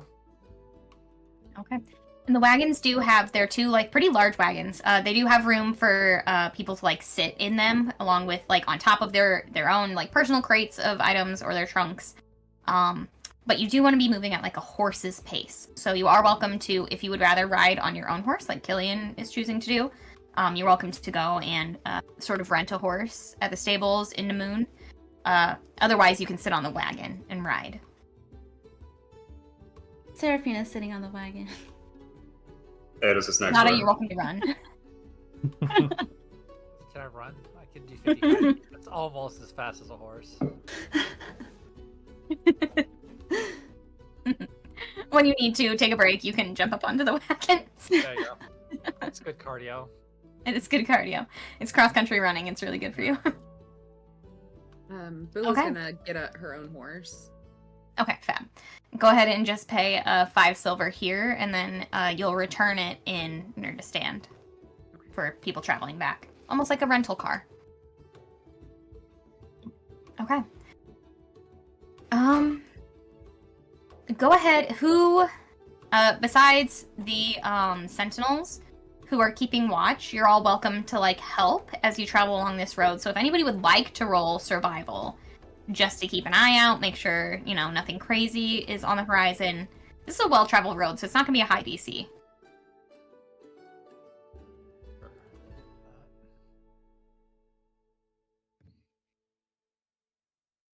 That's a lot of sad faces.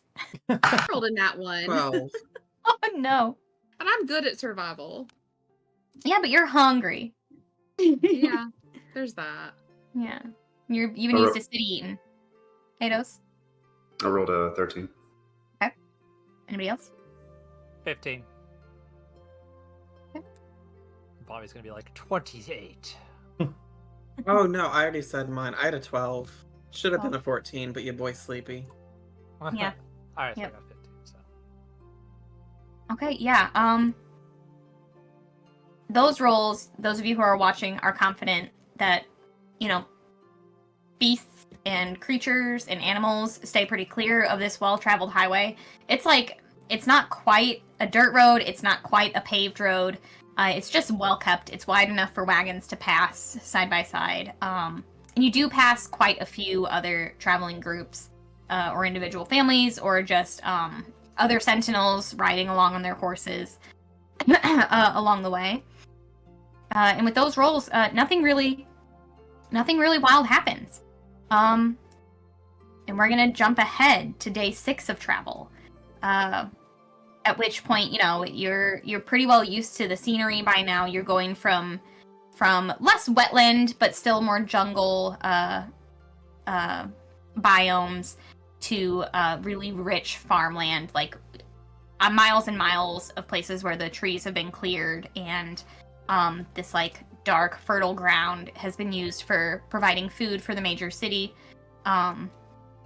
So it's a pretty clear journey. But on day 6, you cross paths with a familiar sight. There's a train of like 7 wagons coming toward you, and as they get closer, you realize they're all being like headed, and there's horses around riding, dressed in the garb of the archivists and the monks of the Athenaeum. And you would all remember that shortly before you all arrived in Ozoled, a large group of people from the Athenaeum, accompanied by a bunch of the monks. The reason why you all had such an easy time breaking in is because so many of the monks were on this particular journey, traveling with this caravan that was taking items, books, all these different things back up north to Nurdistand, especially after the big, the dragon, I'm forgetting the word, when you sell things, people bid. Auction. Auction. Thank you. Auction. Yeah, so this is that group coming back along this path, and the sentinels with you, Gur especially lets you all know that good, we plan to meet up with them, and you all decide this is one of the stops where you're camping for the night. But they did plan on meeting up with this group and camping together for the night. So you do all sort of unload. It's like late afternoon, and they decide, this is a good time for us all to stop. This is now a group of like 30 people, as opposed to just the 10 or so that have been traveling with you. And you make a large camp in this like sort of farmland area. And drinks start to be shared, and stories start to be shared, and you have a night of relative comfort for camping. I think by now you've had one night of camping where you didn't have like a good waypoint to stop at, where there was like an inn or a tavern with a roof over your head. Seraphina, you have to put your yurt together probably before you get into your cups. So you can let me know how you want to go about that. Are you going to try it on your own? Are you going to ask for help? Killian. Killian's like Have you ever hammering. So I don't know what this is. What is this? I don't understand how to do this.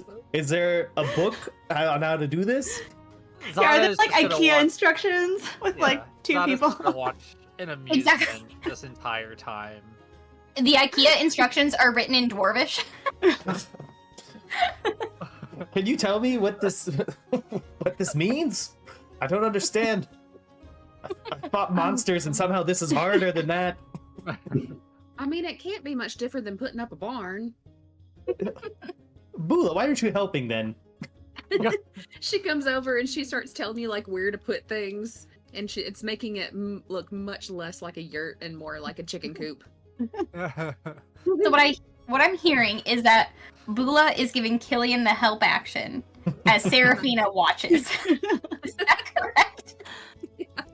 The Okay. math checks out. The math totally checks out. Okay, this is silly. Killian, you can roll investigation to try and figure out these dwarves' instructions.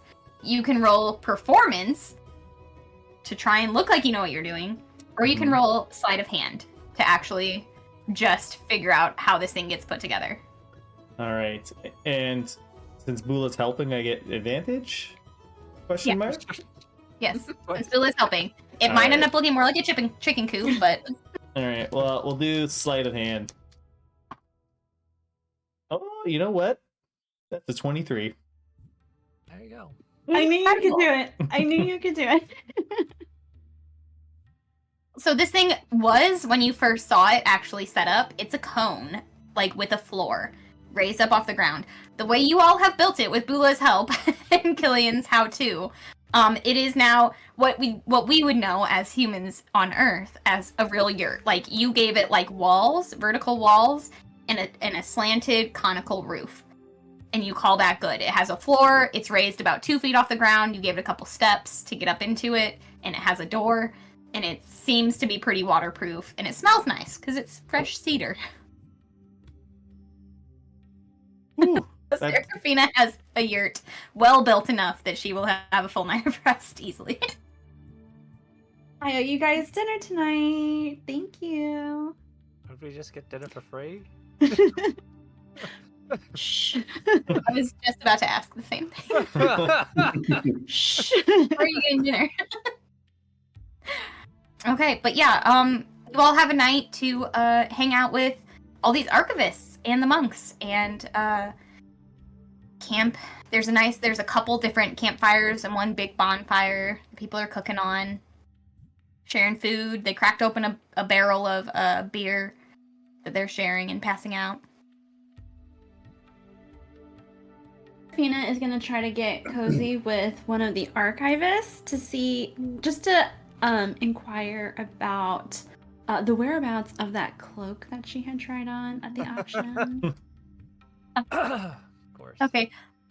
Roll persuasion as you try and charm them and pretend that you weren't there or that like you weren't trying to steal it. I heard about a cloak. Hypothetically, I rolled a 12. Okay. The DC was 15. So what they will tell you, they say like, oh yeah, you know, some like fancy pants hoity-toity wizard bought it. That's it. That's all you'll get. This wizard is in Nurdistand? Yeah, I mean, we delivered it last week.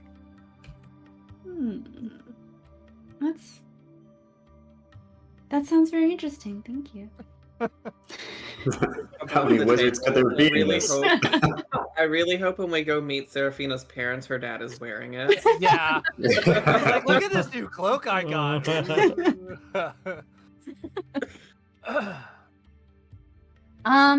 Eidos.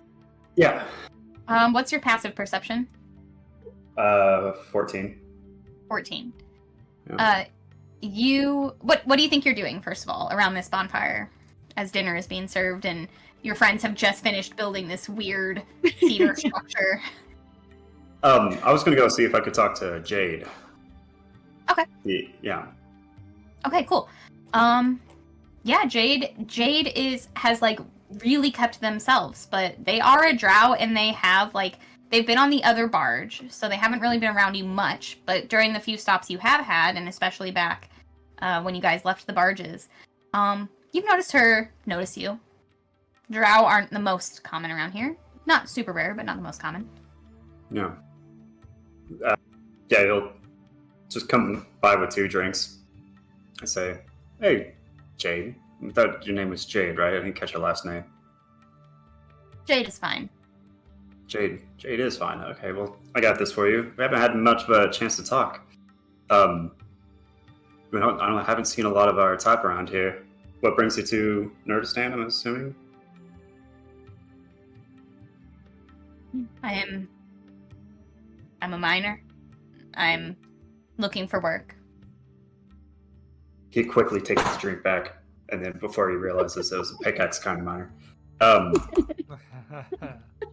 Okay, is there a lot of mining to be done in Nurdistand? I actually went to school there, so I know the area quite well.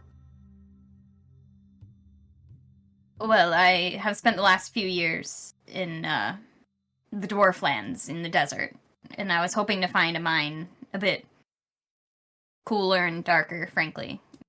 I'm not used to the climate of the desert. It's awfully hot in the desert. I'm embarrassed about that sentence already. Well, It is. yeah. Oh, I'll tell you what. So, you make a lot of. I don't know. I'm not very good at these types of things, and I was just hoping to kind of sit here and wait for this party to be over for a while. Would you like company to sit with and wait for the party to be over? Because I can relate. Yeah, absolutely. You seem like my kind of type. Quiet, withdrawn in a mysterious way. But I don't do well with in these kinds of places with strangers. Serafina is great. You'll point at Serafina, but I never did quite pick it up. It's had a much easier time at home when everybody felt, well, I guess obligated to speak to me. I used to be more of somebody over there, but anonymity is difficult to get used to. As you're saying these things, you're not comfortable around strangers. This is not so natural to you. You point out Serafina, who is a social butterfly. And I think Serafina is like holding court, probably, like telling hilarious stories right now. You see, I feel like with that perception, you watch her like soften a bit, and get more comfortable and take a drink. And she says, "It's funny. Do you miss home? Are you from the Empire? Are you from Yeah, Homeland?" I'm from Pravos, the Empire. I don't know how familiar you are with the area. Are you from there? The Empire, that is? Well, I mean, technically, I suppose now. I'm from Ravella, the home city, which I Okay. suppose now, because of the princess, is part of the Empire. I haven't been back in many years, and frankly, I don't miss it much, though these foreigners are strange. At least they don't ask so many intrusive questions about who you are and where you're from, right? Certainly, yes. I've only been gone for some months now, I think, and I gotta say, I don't miss it at all. I miss the people, at least the common people. But I don't know, I had to get out, see new horizons and less bleakness. I'm sure you're familiar with it. She, like, looks you over. All of your fancy... Like, I know you try to. She knows, she can see, she clocks that you try to appear less, but you are wearing the finest of fabrics and clean and well-brushed and well-groomed. She says, "You say you miss the common folk most. How much did you know the common folk? I myself am a simple miner, so I feel particularly well-versed in the common folk." Mhm. Well, not very well at all, honestly. I'm not fooling anybody probably with the way I act and present myself. I did, come from the aristocracy, but I had had enough, and so I left. But though I don't know much of the common folk, I know what their faces look like when I pass by them in the street. It's not a happy place. It's not a happy place, and I was just kind of hoping to get away from that. You said Pravos was home? I did. She reaches over and pours you more alcohol. I can understand why you left. Cheers. Drink. Well, I'm happy to sit quietly, if you are. Lotus, sounds refreshing. Agreed. She sits back and kind of sighs, but she appears, cautiously comfortable at this point. This is the most you've seen her talk ever along this journey. And with your passive perception as time goes by, you're sitting quite comfortably drinking. She's refilling your cup for you. Eventually she grabs some food. I think you follow. And as you kind of walk through the crowd to bring your plate back to your sort of quiet stump that you were sitting on, you hear a name that makes your ears perk up. You hear someone say "Emir, come here, come talk to me." And you see an archivist man in the archivist garb walk over. And you remember the name Emir from a note that you picked up in the Hall of Echoes. That's the name that was noted as having taken the scrolls of, they're called like Skykeeper, a study of Idrelis Dragonlord, to Luminara to be sort of revised, to be added to. And you see him in before you, walking across the crowd, like holding a beer, like kind of drunk, staggering a bit. Appears to be Archivist Emir himself, who would have carried those scrolls north. He'll pull out the note that you mentioned that. At the time, just saw the word dragon and was concerned for Seraphina's safety. But he'll give that a glance again. Yeah. Specifically, the thing that caught your eye about it, and the reason you pocketed it, is because it specifically says the scrolls were transported north with Emir to be amended because the unidentified dragon egg has been taken or has gone missing, which is what made you nervous in the first place. Yeah. I'll lean over to Jade and say, excuse me for a bit. I have to talk to my friend Seraphina. If you're still here, when I'm done with that, then we'll have a nightcap. And he'll go over and casually walk over to Seraphina and imagine that she's in the middle of some raucous story. And like tap her on the shoulders, like, Seraphina, can I talk to you privately? Yeah. You want to go see my yurt? Yes, I would love to see your yurt. Please give me a tour of your yurt. Let me show you. And then she'll saunter over to her yurt. Okay. Now, close the yurt door. The door. Yeah, I'll the servant will do that. No. Question mark? Unfold the yurt flap. Seraphina, where is Glitterbell? She's just playing over there in the corner. Glitterbell's just like, yeah, in the yurt. She sees you walk in and corner. she plays dead. Her new trick. Very cute. She's fine. Very cute, She's Glitterbell. fine. Gosh, she's gotten so big. But anyway, yes, I completely forgot to tell you. I found this note at the Hall of Echoes, and it kind of sounded a little bit like it was about Glitterbell here. And he'll hand it over. And so I don't know if it's the same dragon, but for the sake of safety, maybe Glitterbell should stay inside tonight. Yeah, I think I'm gonna keep her in the yurt. Good thing we got this. This was such a good buy. It was excellent. Yes, it's a nice yurt. It's practically paid for itself, considering that we have to keep Glitterbell safe. You know what? Everything happens for a reason, and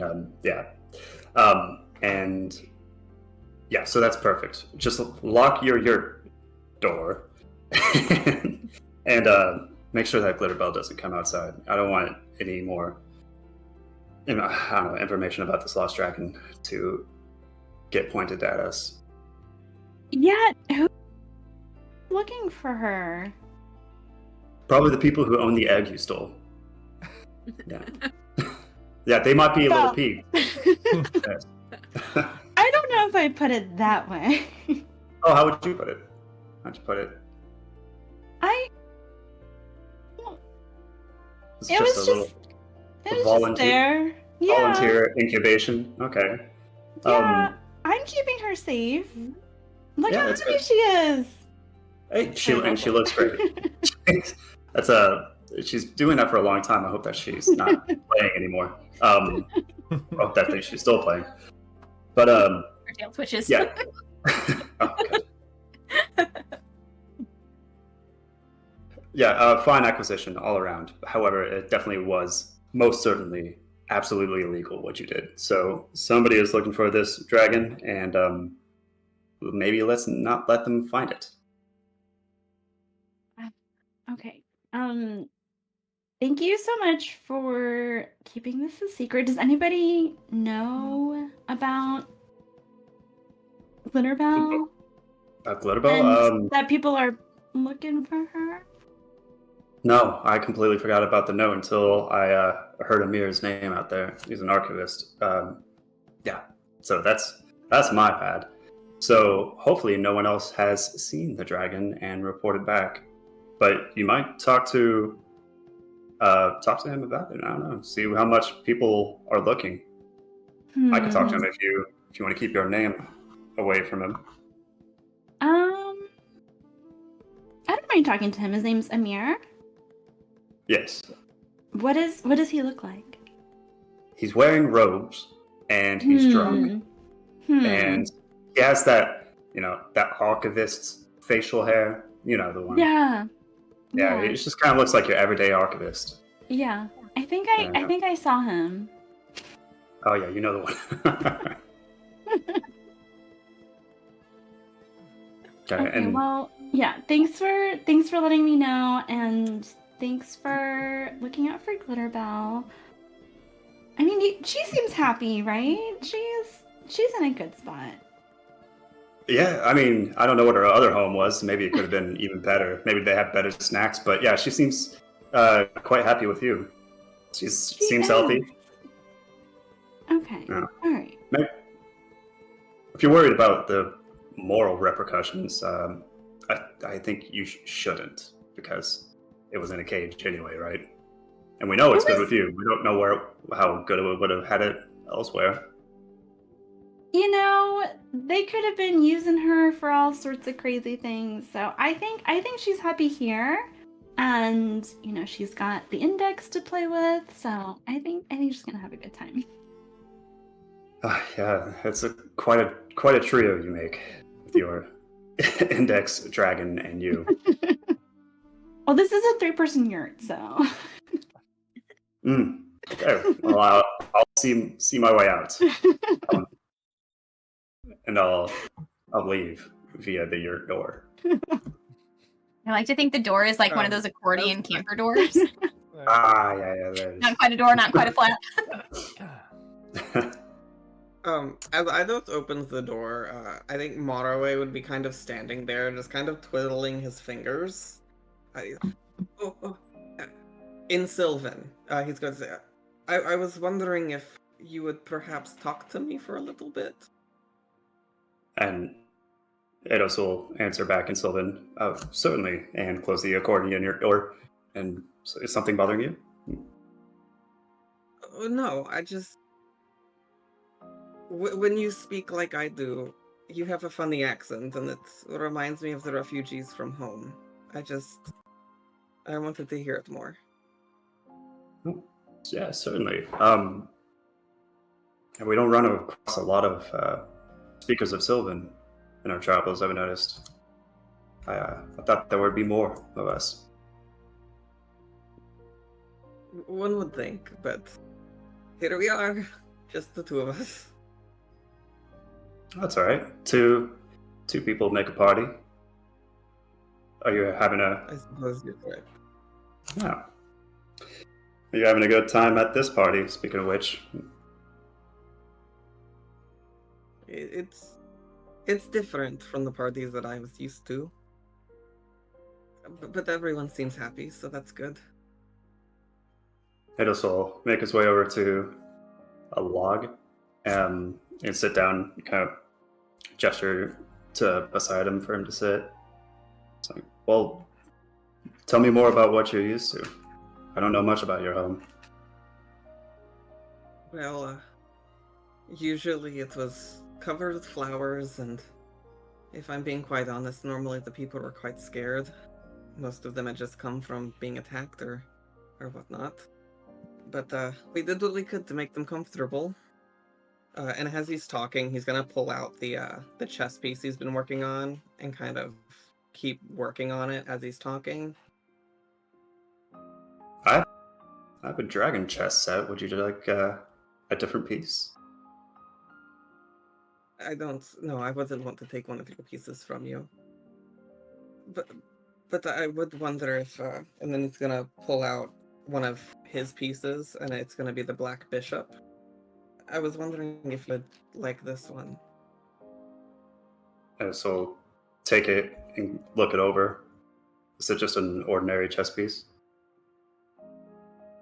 Kind of. It's metal. It's very whimsical. You can definitely tell it's not made in the material realm, but it's not like magical or anything. And this is for me. Yes. Oh, well, thank you, Marway. That's very kind of you. Is there any significance of the rank? In a way. And he's gonna like lift up the king piece, kind of looking at it in the moonlight.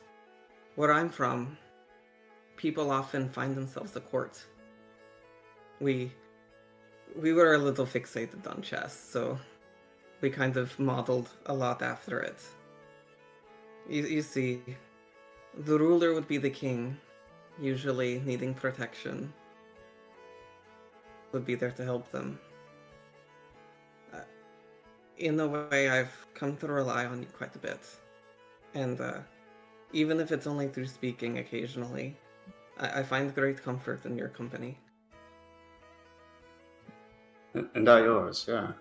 I feel like you protect me more than I protect you. You're frankly amazing on the battlefield. I feel like I just throw silly spells around, so. But we all do our part, and you're certainly doing yours. Try. I had good teachers for strategy. Though until recently, I didn't really understand the lessons I was being taught. Yeah, the real world will send those pretty quickly. So it would seem. Well, what piece are you, Marway? Are you the king? Not yet, but maybe someday I'll be worthy of it. In my game of chess, you're already there. In my game of chess, it seems I've yet to take my first move. Gathering pieces can be intimidating. Something I learned as a child is, if I don't take my first move, then the enemy can't take theirs, and my pieces are safe. What I didn't realize is, some people don't play by the rules, and their first move takes out your whole board. That's the problem with playing an elegant game, is not all your opponents will be as elegant as you are. Suppose. So it would seem. Tell me more about you. Oh, there's nothing to tell, really. I too come from a sad place. My people are sad, but it's not because of where they came from, but because of where they are. And so I left. At least you tried to help your people. I kind of just left them to it. I But didn't. I ran. I didn't know what to do to help them. They risk effort to keep me away from them. And I couldn't save anyone. well, that doesn't mean that the game is over. Sounds like maybe your game of chess has already started and you're just unaware of it. Sometimes you retreat and then advance from a more advantageous position. But no game is lost until it's over. I guess that's true. Though it's difficult to see the way forward when the entire board is surrounded by enemies. And Well- with that, he's gonna like have this little white king piece made of pearl, And he just kind of tucks it away. Although you're maybe surrounded, he'll hold up his bishop piece. Just keep putting more people on the board and you'll be able to fight off anything. I worry about the people I put on the board, though. Every piece there is a piece in danger. And as he's saying that, he's kind of holding the queen piece in his hands. Some pieces I feel like are too valuable to risk. And with that, he's going to kind of glance over to where Bula is. Piece is she. The most important one.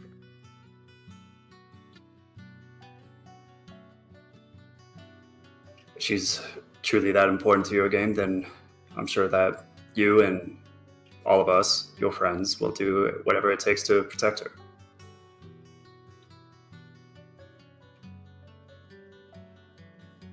I don't know if I want to go back. I feel that I would just be putting everyone at risk and giving them the final piece. And I know that you're in somewhat of a similar situation as I just... If I'm being honest, I'm selfish with my friendship with you. I'm hoping I can learn from your mistakes, from what you do. Seeing as very similar game. Friends for, if not to make us grow as people. I don't think that it's necessarily a selfish approach, or maybe there is no such thing as selflessness. We all get something from these relationships, and I get plenty from you. So if that makes us selfish, then I say let's keep being selfish. Let's keep being friends. That sounds like a plan. Alright. I believe I might have taken up more of your time than I should have, though. And he's gonna kind of glance over at the other drow that he was talking to. That Eidos was talking to. You should make more friends. Oh, she was watching you guys and looked away when you looked over. You should go out there more often. You're a better friend than you realize. So kind of. And with that, go ahead. Oh, I was gonna say at that, Eidos kind of sheepishly looks down. Don't go accusing me of crimes I haven't committed yet. But I appreciate it. I appreciate you saying that. Whatever you decide to do, I wish you luck. And he's gonna pat him on the shoulder and sneakily give him guidance, just in case, before getting up and leaving. Eidos kind of watch him go for a bit, and then get up himself and go sit next to Jade again.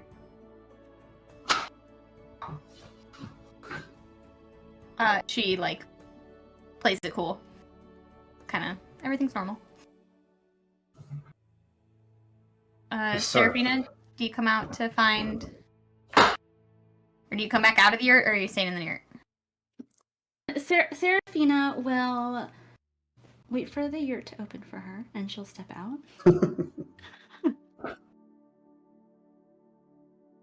Sure. She's gonna look around.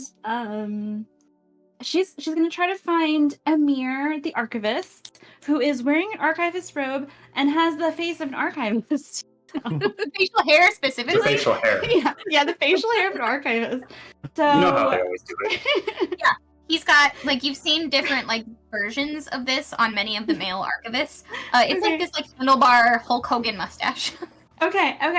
I imagine she talks to, 3 different archivists before she finds Amir. They all have handlebar mustaches. And they all introduce themselves. They all kind of flirt with you in different ways. But you do eventually find Amir, who's, by the time you reach him, he's drunk. Ooh. He obviously, doesn't get away from his work very often. So this is when you go to, a work conference in like Orlando, and everybody gets wasted. It's got that vibe. Hey, I love your mustache. That's so cute. Looks so good on you.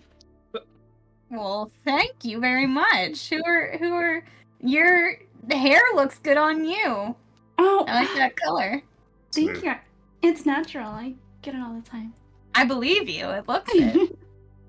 Natural blonde. you. Wow. Don't see that around here much. Where are you from? You have the accent of a local. Yes, I am from Nurdistand. I'm just headed back to the college just to visit a couple old friends and check Just it out. at the college. That's crazy. Why? You said you're from there. That's really cool. I was just there. Yeah. By the way, did you happen to see? I heard there was this amazing cloak. Have you heard of that? This amazing cloak. It's like a black shimmery cloak. Oh, yeah. They gave that to some some warlock guy. I don't know. He bought it. You know, some rich guy. I don't know. I wasn't the one delivering that. That's not why I was. Hmm. But yeah, one of these guys dropped it off, like gesturing at like the monks. Okay. So what were you delivering? Roll. Are you trying to pretend you roll deception? I know that you're trying to pretend you don't know what you're asking.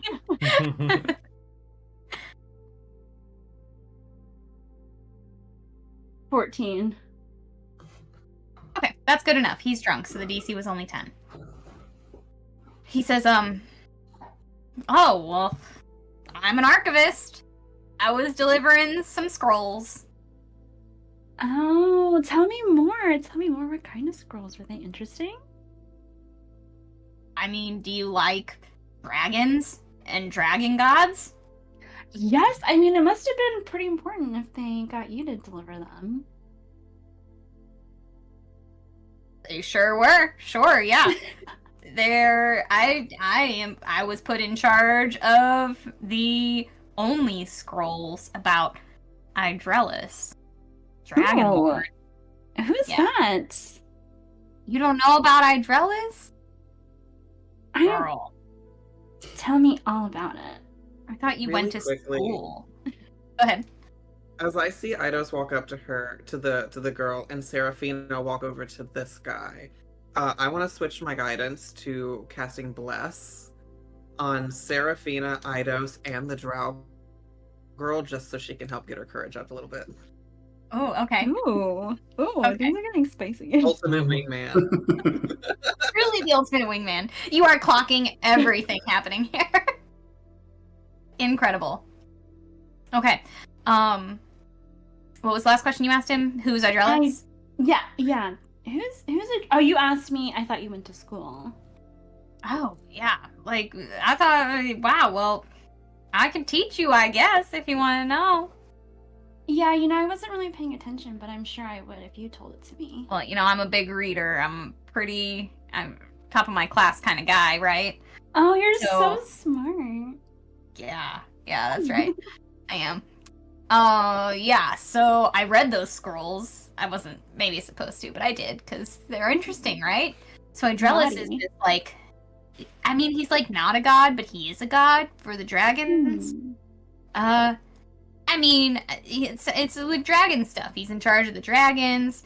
I know that they were adding some stuff about some egg that's gone missing. That's, like, the last passage that was in there was about this egg that they found. And I had to give the scrolls to this guy, what was his name? Research Associate Rinarok. Yeah, he had these, like, big old horns. He's this Minotaur guy. And that's who I gave the scrolls to, and he apparently knows all about this whole dragon thing. So, pretty what's- interesting stuff, don't you think? Yeah, what He, like, happened with clearly the doesn't egg? actually understand what he read. The egg. Is there something important about that? Well, it's like what the scroll said is that, like, it's not like doesn't look like the other eggs that they've found from dragons. Like, these scrolls, they have this whole list of all the known dragons on Dion. Crazy, yeah? And There's they're a whole like inventory of all the eggs? the ones that they know All the about, I dragons? guess. Wow. And like all the dragons and all their eggs, and normally the eggs kind of look like the dragon that lays them, right? Like chromatic or whatever. This one was weird. It was like almost white all the time. But it like also had these like other colors, like it would change colors. But the scrolls said that it was like a dead egg. Like they researched it and they couldn't figure it out. So yeah, so, it's just so they a just dud? gave it to these like zoologists who were traveling around with it, and I guess it went missing. Okay, so it wasn't really a live egg. It was just... Nah, yeah, it would have. They've had it for a long time and it never hatched. So it's just okay. kind of like I guess, a mystery for the people who like the dragons or whatever. Oh, okay. So they're, like, looking for this egg rock thing? Yeah, I guess, because it's like kind of different and interesting. They want to figure out who laid it. Oh, who did lay it? I don't know. I didn't. The scrolls didn't say. You could talk to that guy, Minotaur Man. The Minotaur in the sky? You'll find him. Big Horns works at Luminar. You might know him. You went there. Wow, you went there. What year did you graduate? Oh, it was just a couple years ago. It was pretty recent. A lady never reveals her age. Twirls his mustache. What are you doing tonight? Goes into just flirting with you. I'm just trying to get to know everybody, and hopefully we can chat again soon. Well, we're chatting right now, and he tries to hold you in as you like back away. Anyway, have a great night. Bye. Killian, Bula, Sato, what do you think you're all doing? Bula's just camped out by the big, like, beer barrel that they've got set up. And every time somebody, like, she's drinking. As soon as she downs a mug, she's refilling it. That's why she's staying close. But everyone else who is coming through to, like, fill their glass, she's, like, immediately just, like, taking it and filling it to the brim and handing it back. Boisterously being, and loudly. A really cool bartender. Oh, yeah. Making sure everybody gets all the beer. I love it. There's even a couple times where they come in and she fills it up and takes a swig. She says, "Just want to make sure it's not poisonous. It's not. You're gonna be fine." And gives it to him. Beautiful.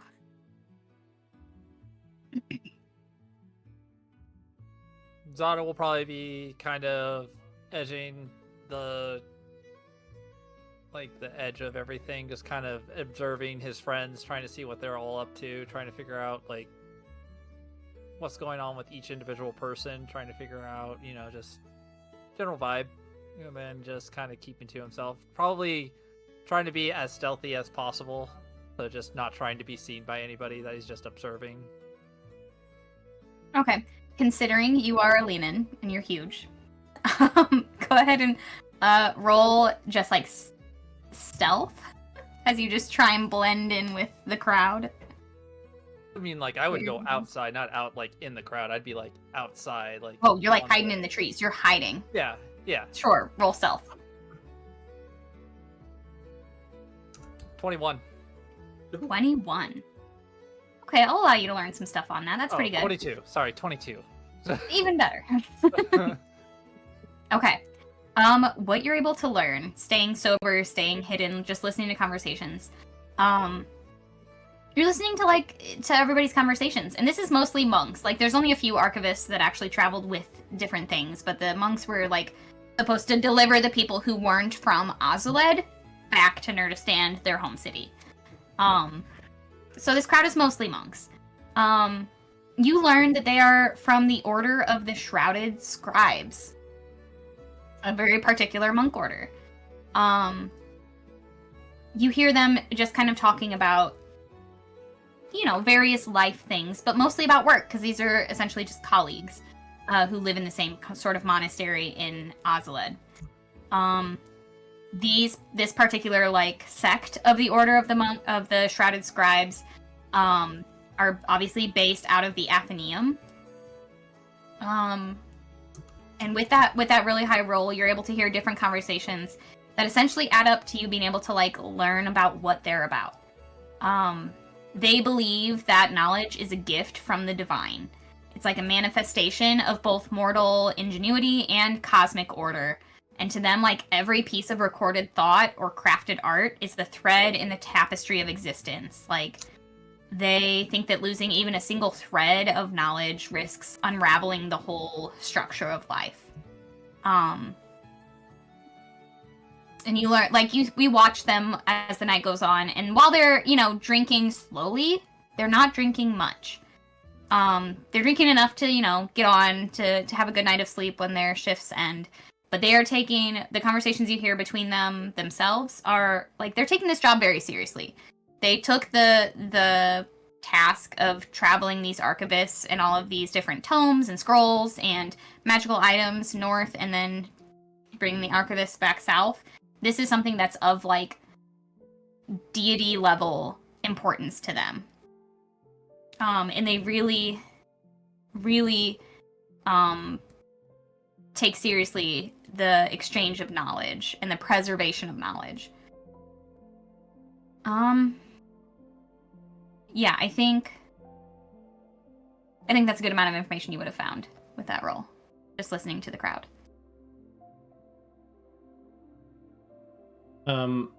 Killian will he's not drinking, that's one thing, but he's also probably hanging out with the Sentinels, like the Captain Gurr and the other ones.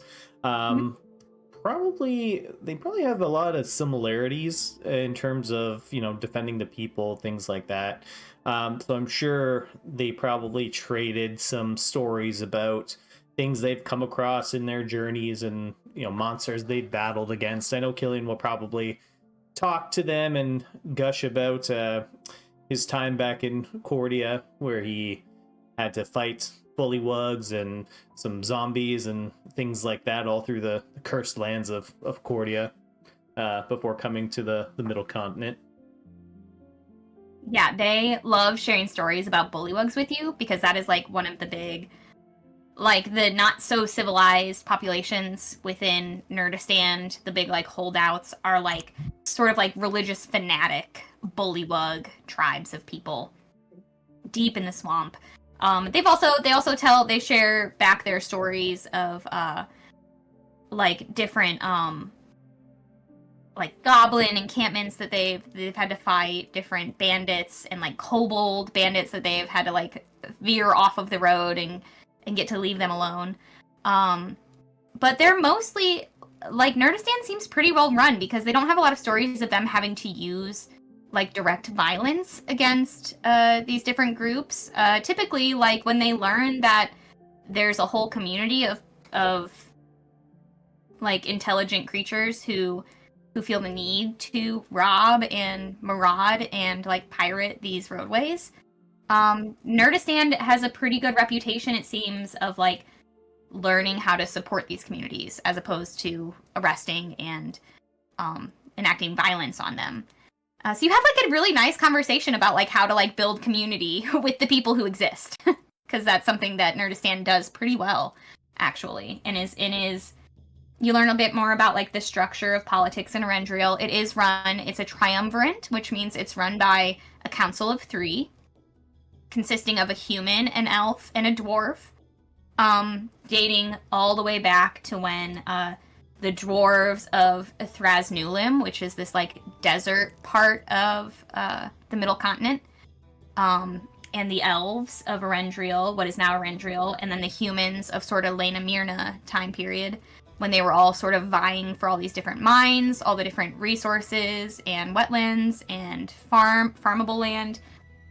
There were these like really long conflicts between them all, and Arendriel is a really beautiful joining of those 3 different groups, these 3 different races, deciding to work together as opposed to contesting each other.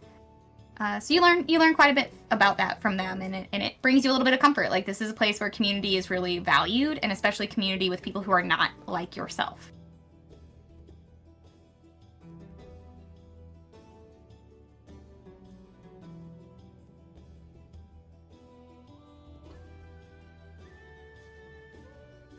Besides that, they all seem pretty happy with their job. They're paid well. Yeah. Yeah. So Killian will probably spend a majority of the night just kind of talking with them, just getting to know them. Cool. Looping back to Eidos and Jade. I feel like you've been sitting there quietly for a long time. I know she has.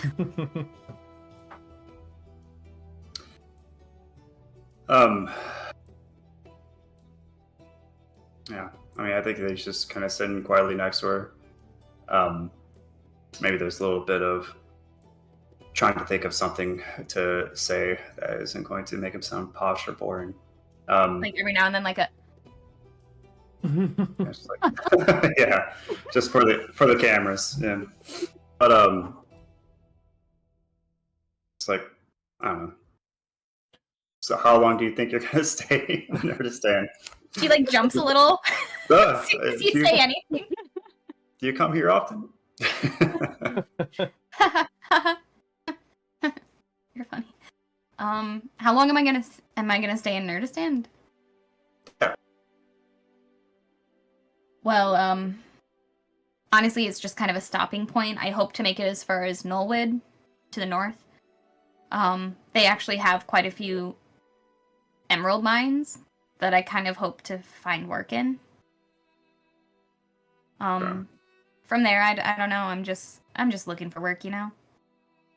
Yeah, certainly. Who isn't in this economy? Mm-hmm. How Yeah. about you? How long do you plan to stay? What are you going to Nurdistand for? I didn't ask. I'm sorry. I'm rude. Oh, no, it's perfectly fine. I have some associates that I need to speak to at the college there, the Luminaria. Yeah, and it should be just a quick stop, and then we'll be on our way too. We need to find passage to the Eastern Continent, actually. We're traveling a bit. It's finally a place I've never been before, so I'm excited to see something new. Yeah, I've never been that far. This is actually the farthest east that I've ever been, so...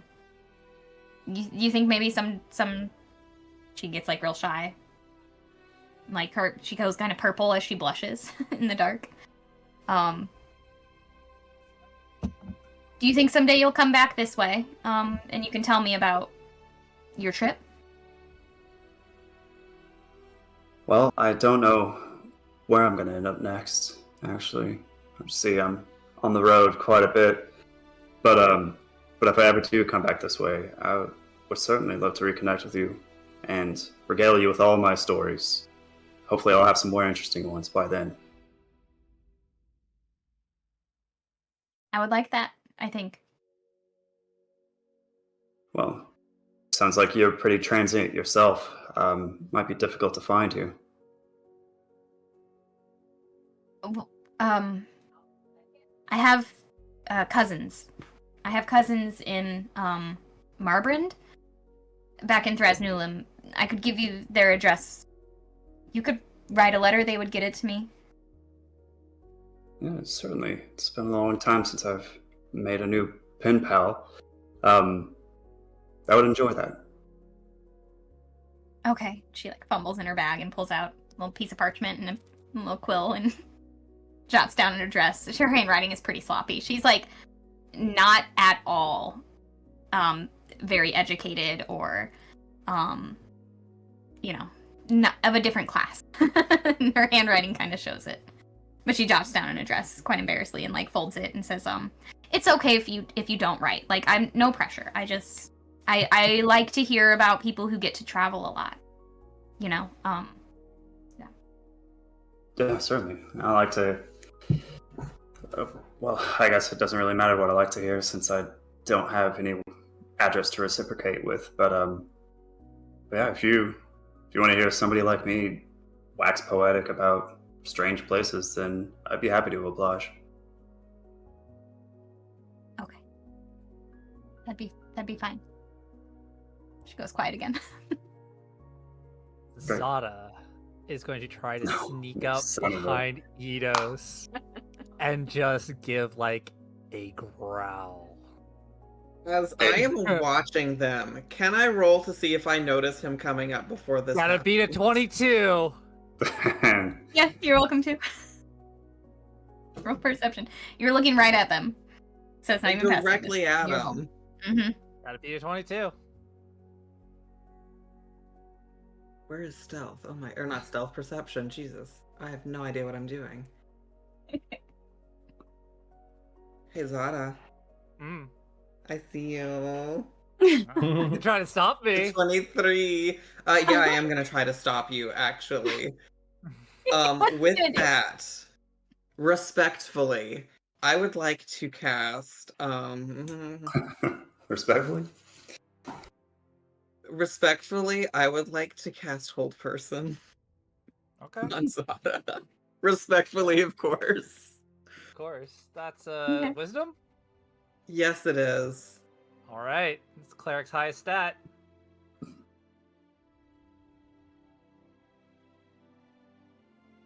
That's a 16. It meets it. I beats it. Oh no. So I feel a hold for a second, but it doesn't stop. Great, you're good. You sneak up. You sneak up behind Eidos, and Eidos has. You gave him bless, right, Marwe? I did. And her. She also has Bless. Okay, so Eidos, you're welcome to roll perception.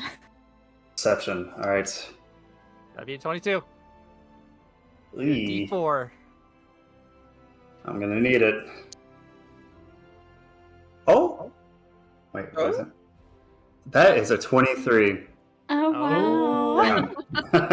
The last possible second, while Eidos is trying to be as cool as humanly possible, I think, and pocket this girl's address, you just feel the wind stir. Like, you hear the bugs behind you go quiet. And you are aware someone is approaching from behind. What do you do, Eidos? I mean, I don't know if it's Zada, so I'm gonna pull out my staff and just whip around and point it. Who goes there? You come face to face with Zada, who is down, like crouched down low, I think on all fours, probably ears back, tail poofed. Lions don't have poofy tails. Why do you keep saying you have poofy tail? They don't got Because you're a poof. kitty. Okay, sorry. The fur along his spine is standing up. As he There gets- you go. Jade, this is Zada. Zada, this is Jade. And Jade, Zada is a creep and apparently a peeping Tom. What are you doing, Zada? Trying to get your attention, obviously. Oh, yeah, you got it. Yeah. I'm surprised that I caught you, honestly. You're pretty sneaky. I'm surprised. I felt somebody kind of looks over at Marwe's direction. Interfere. That also She looks- follows your gaze tomorrow, and she's like, "What is happening? I think I need to go to bed."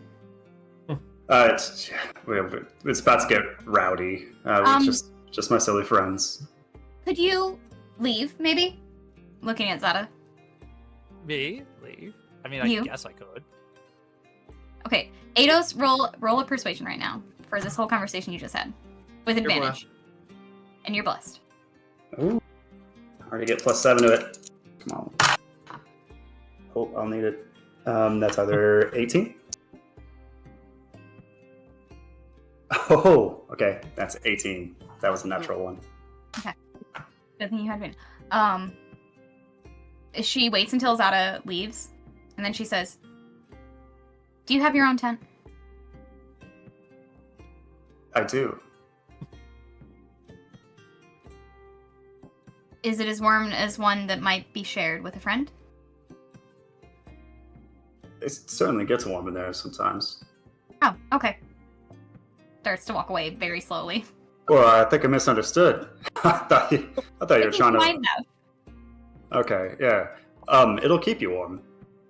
I Which could is- use a bit of warmth.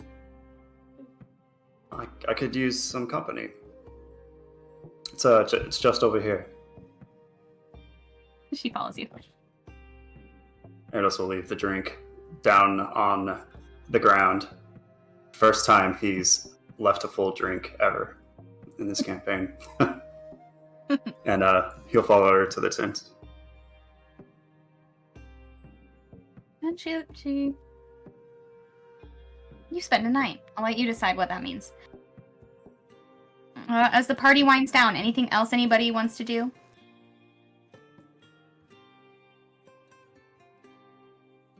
I think as they're leaving, I would imagine Zada might look at Maraway, knowing that I tried to stop it, but he's just like... very intentionally. Oh, don't worry, Marley. I'll get you next.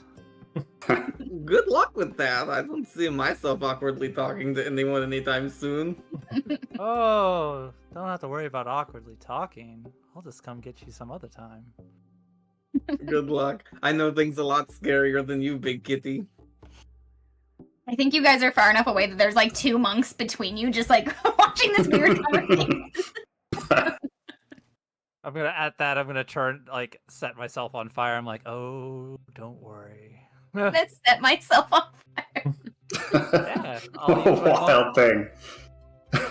turn fire form, all on Awesome. fire. And then whispers, "Oh, don't worry," as he recedes into the night.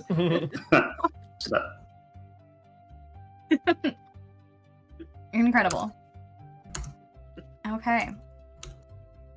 Well, yeah, the night rages on. Some of you stay up regaling monks and sentinels and travelers with your tales of adventure. Some of you find your beds a little earlier than others. But I think that's probably where we're gonna call it for tonight. Thanks y'all for watching. Thank you all for playing. I think that Ados is the only one who levels up this time. I think so too. Just in charisma though. Yeah. We will see you all next Monday as our gang approaches Nurdistand and a whole nother set of adventures. Cheers. Bye. Bye.